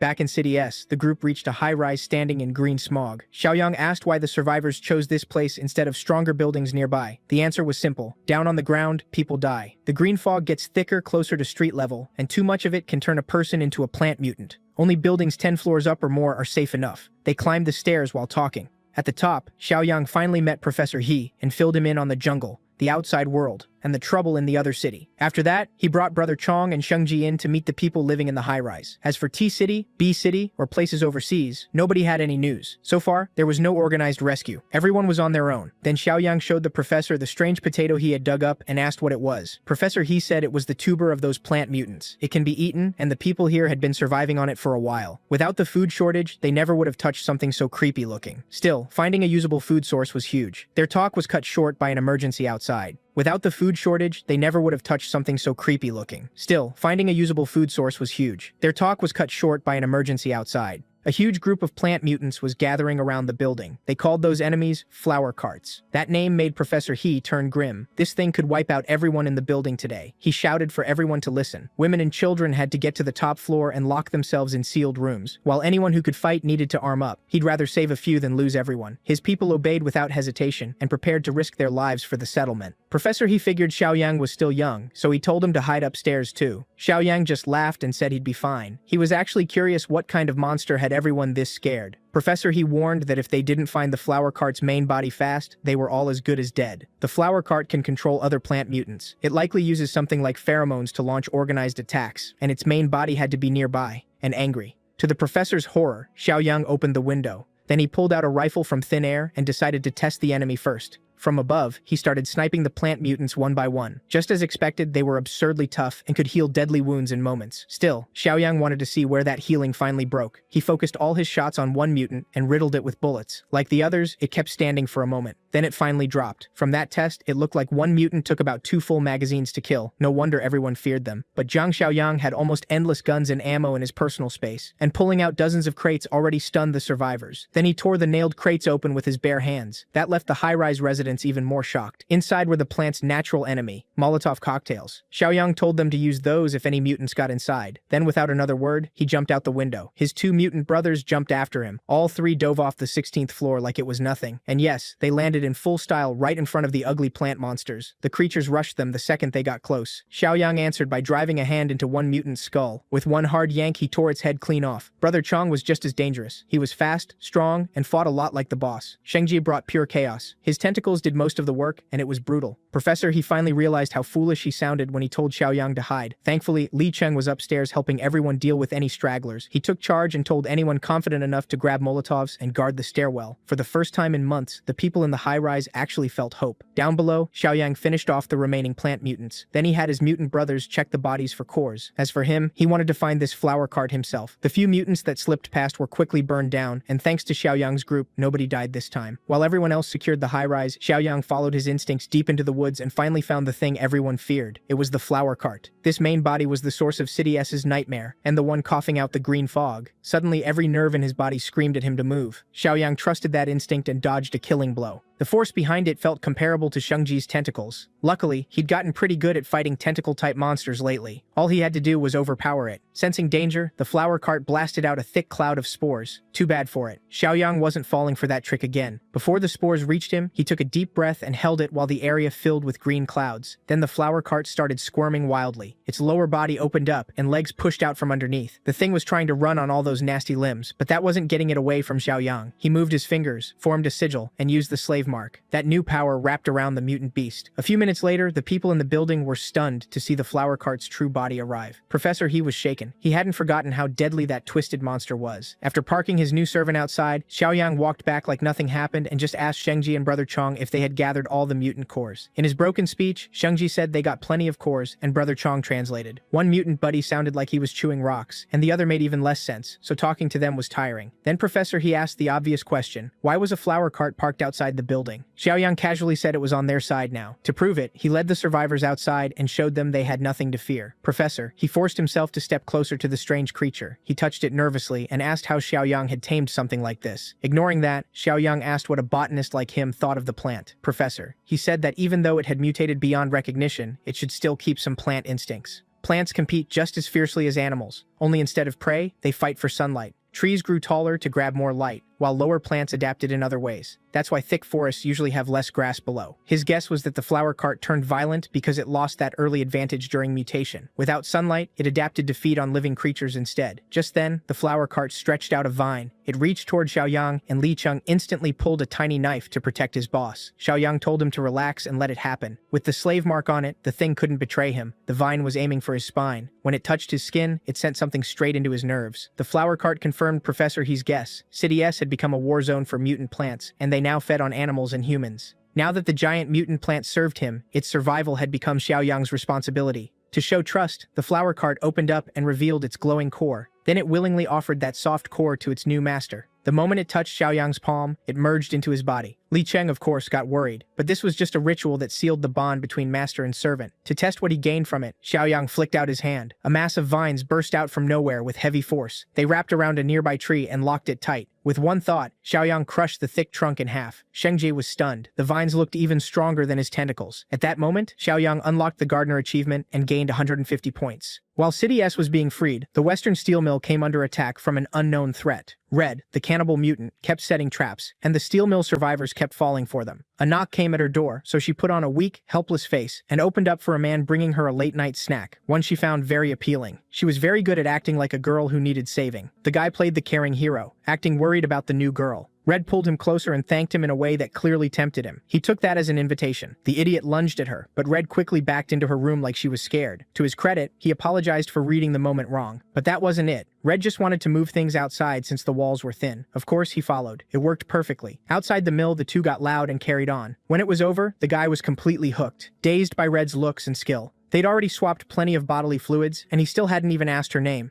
Then the mood broke when he spotted something nearby. He noticed a torn sleeve from his friend's jacket sticking out of a dirty plastic drum. When he lifted the lid, he found mangled guts and a bloody mush he could barely recognize. That was when Red attacked, locking her claws around his neck. At least the poor guy got one last good time before she ate him. Outside the steel mill, Red's group was still hiding nearby. Musclehead got caught sleeping and took a hit to the back of the head. He was supposed to be on watch, and Baldy had no patience for someone nodding off. This mattered. They had to be ready when Red finally gave the signal to attack. While they argued, Blondie started getting nervous about Red not signaling back. It was starting to look like Red was keeping all that fresh meat in the mill for herself. So the three went around the factory to look for signs of that selfish traitor. Their sharp sense of smell led them to drums full of blood and guts. That confirmed it. Red had gone solo. Blondie told them the fix was simple. If Red could seduce her way in, so could she. Baldy hated the idea. One glutton was bad enough. Sending another one in sounded stupid. Musclehead stepped between them and argued that Blondie had a point. She was their best shot at getting inside now. Baldy knew that too. He finally agreed, but warned that if Blondie pulled the same stunt as Red, he'd storm in and kill both traitors, even if it cost him his life. After a bit more talk, they reused the same plan that had worked before. Blondie put on a helpless act and knocked at the gate. The guards at the entrance immediately raised their pistols. Nearly crying, Blondie claimed zombies had chased her and she barely made it out alive. The guards looked her over and got excited, saying they were lucky to find another beauty so soon after the last one. Some even thought Blondie had the better body. They were about to let her in without a proper check when Red suddenly rushed out and warned them not to trust her. She claimed Blondie was the mutant that had tried to eat her before. Red screamed for them to shoot the flesh-eating witch. Believing her, the guards emptied their guns at Blondie and drove her away from the gate. Blondie felt the bullets tear through her body, leaving deadly wounds. Full of holes, she stumbled and accidentally exposed what was under her short dress. The guards ran inside to grab gasoline and burn the body. That gave Blondie just enough time to recover and escape. Somehow all three left without guarding her while they reported everything to Brother Lee and Sister Sean. By then, Blondie had already dragged herself back to her group. After using the last of her strength to return, she collapsed at their feet. Knowing she was damaged now, Blondie begged them to spare her and swore she'd obey from now on. Baldy didn't care. They were the same kind, and they all knew what it meant to be compromised. He grabbed a huge boulder with one hand and raised it over his head. They could always make another plan to get the settlement's food, but before he could smash her skull, Baldy was the one whose blood spilled first. Musclehead stepped in and slit his throat from behind. Baldy's bald head dropped to the ground. Musclehead licked the blade clean and enjoyed the blood. Blondie thanked him again and again, and he said she'd get Baldy's arm and leg, just enough meat to heal a little. He planned to eat the rest himself. Blondie knew greed drove him. If she had died instead, he'd only get scraps. By killing Baldy, he took control and the biggest share. Back inside the steel mill, the leaders finally noticed more and more people going missing. Li Hongli was under pressure. What kind of leader lets this happen right under his nose? Fed up with the mystery, Shanshan decided to handle it herself. She searched the outer area of the mill for any clue. It didn't take long for her to find the bloody drums filled with butchered remains. She brought armed men over, and they confirmed part of their man's torn jacket was mixed in with the gore. They even spotted Horndog's shoe floating inside. Red started feeling cornered. Baldy's group must have found her dumping spot and left the evidence exposed. Shanshan found no signs of a fight in or around the settlement, and the night had been quiet, so she turned to the newcomer and asked what it all meant. Realizing she was done for, Red started trembling. Her usual tricks wouldn't work on Shan.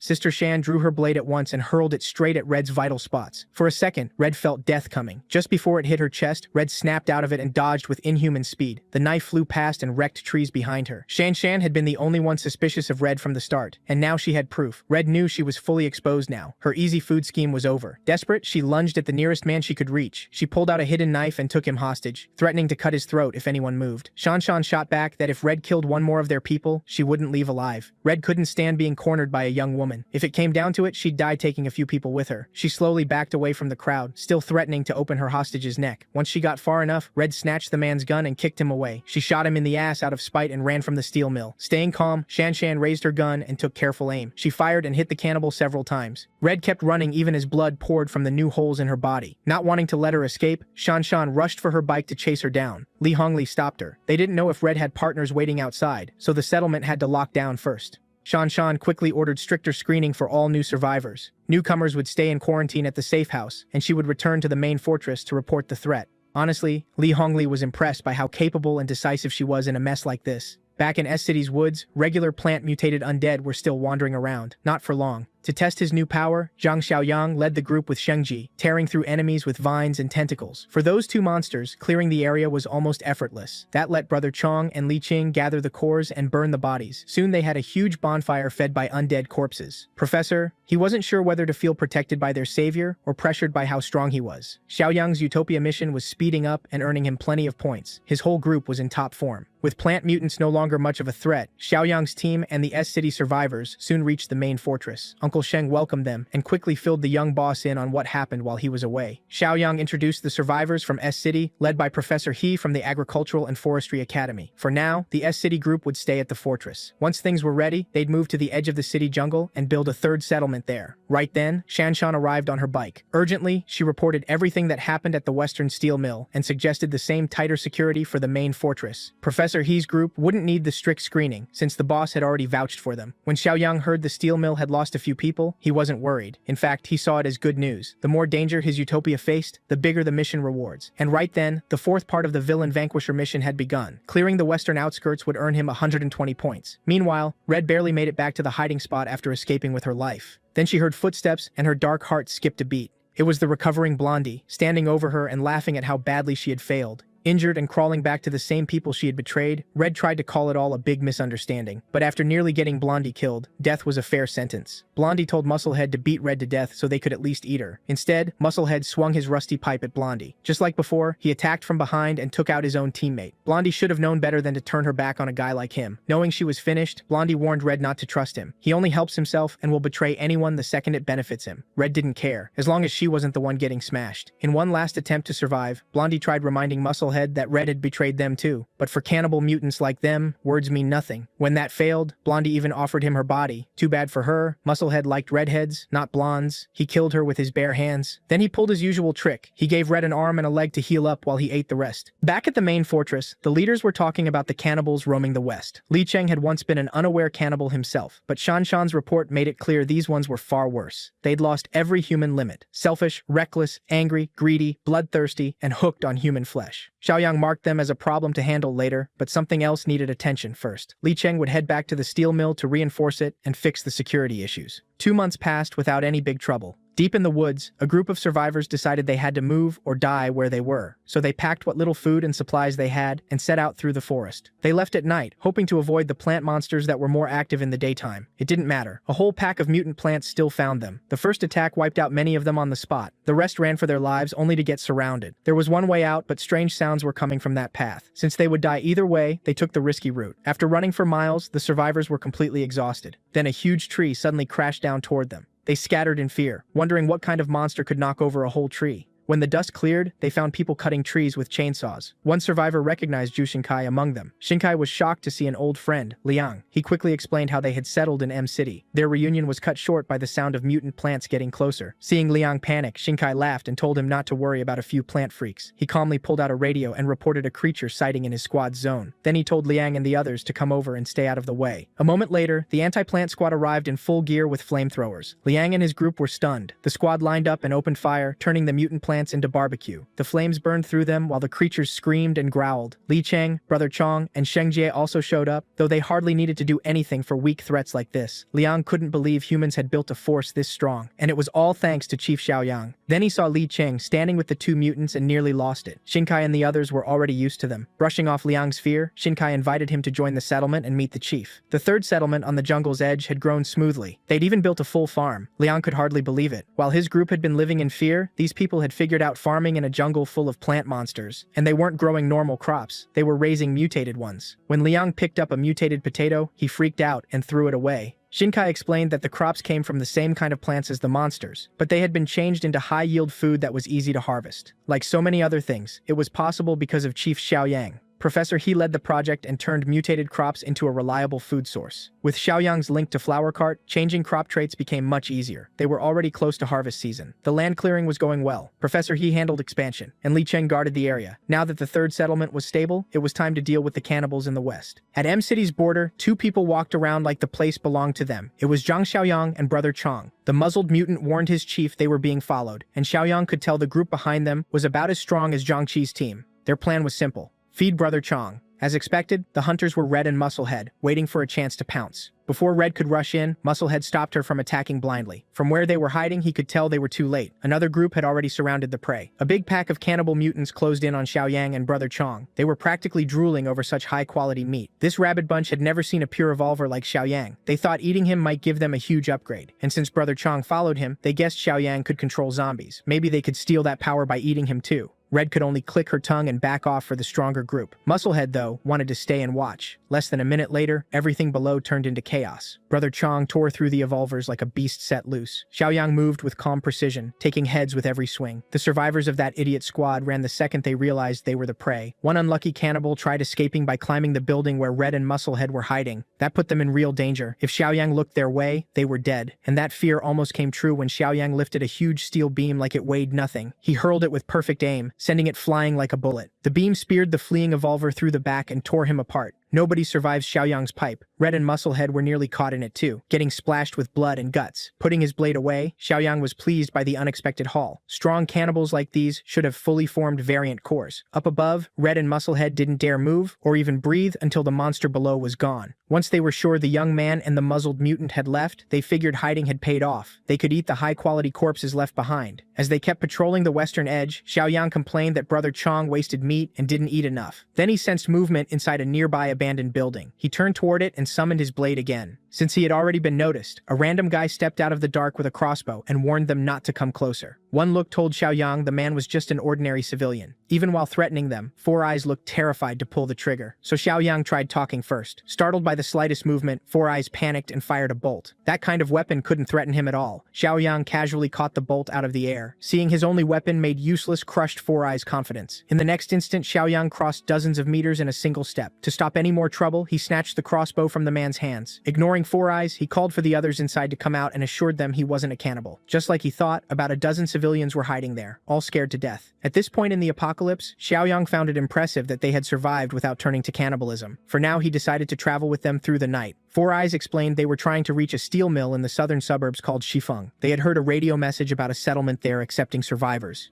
But along the way, they realized normal people couldn't survive the cannibals roaming the suburbs. Later, they heard about another human settlement in the northern outskirts that was actively hunting cannibals, and the rumor seemed real. People said the place was called Jifeng, and that its leader was strong enough to fight 5 or 6 cannibals alone without breaking a sweat. Still, the western outskirts had at least 1,000 cannibals. One man couldn't protect everyone. Four Eyes believed cannibal evolvers usually hunted alone and rarely grouped up, though some in his party disagreed. Four Eyes insisted that if cannibals really worked together in big groups, survivors like them would have been wiped out by now. But one man disagreed. He still wanted to go to Zifeng Steel Mill and hoped to find his brother there, even if the odds were almost zero. He also worried the people at Zifeng might be cannibals. Four Eyes wasn't completely wrong though. The old rulers of the steel mill really were monsters, but their new leader was standing right in front of them. Xiaoyang calmly told them he killed the evolvers who used to control the place and changed how it was run. Hearing that, the man tearfully said his brother was Li Cheng, a former deputy officer from the southern suburbs, the same Li Cheng now in the chief's inner circle.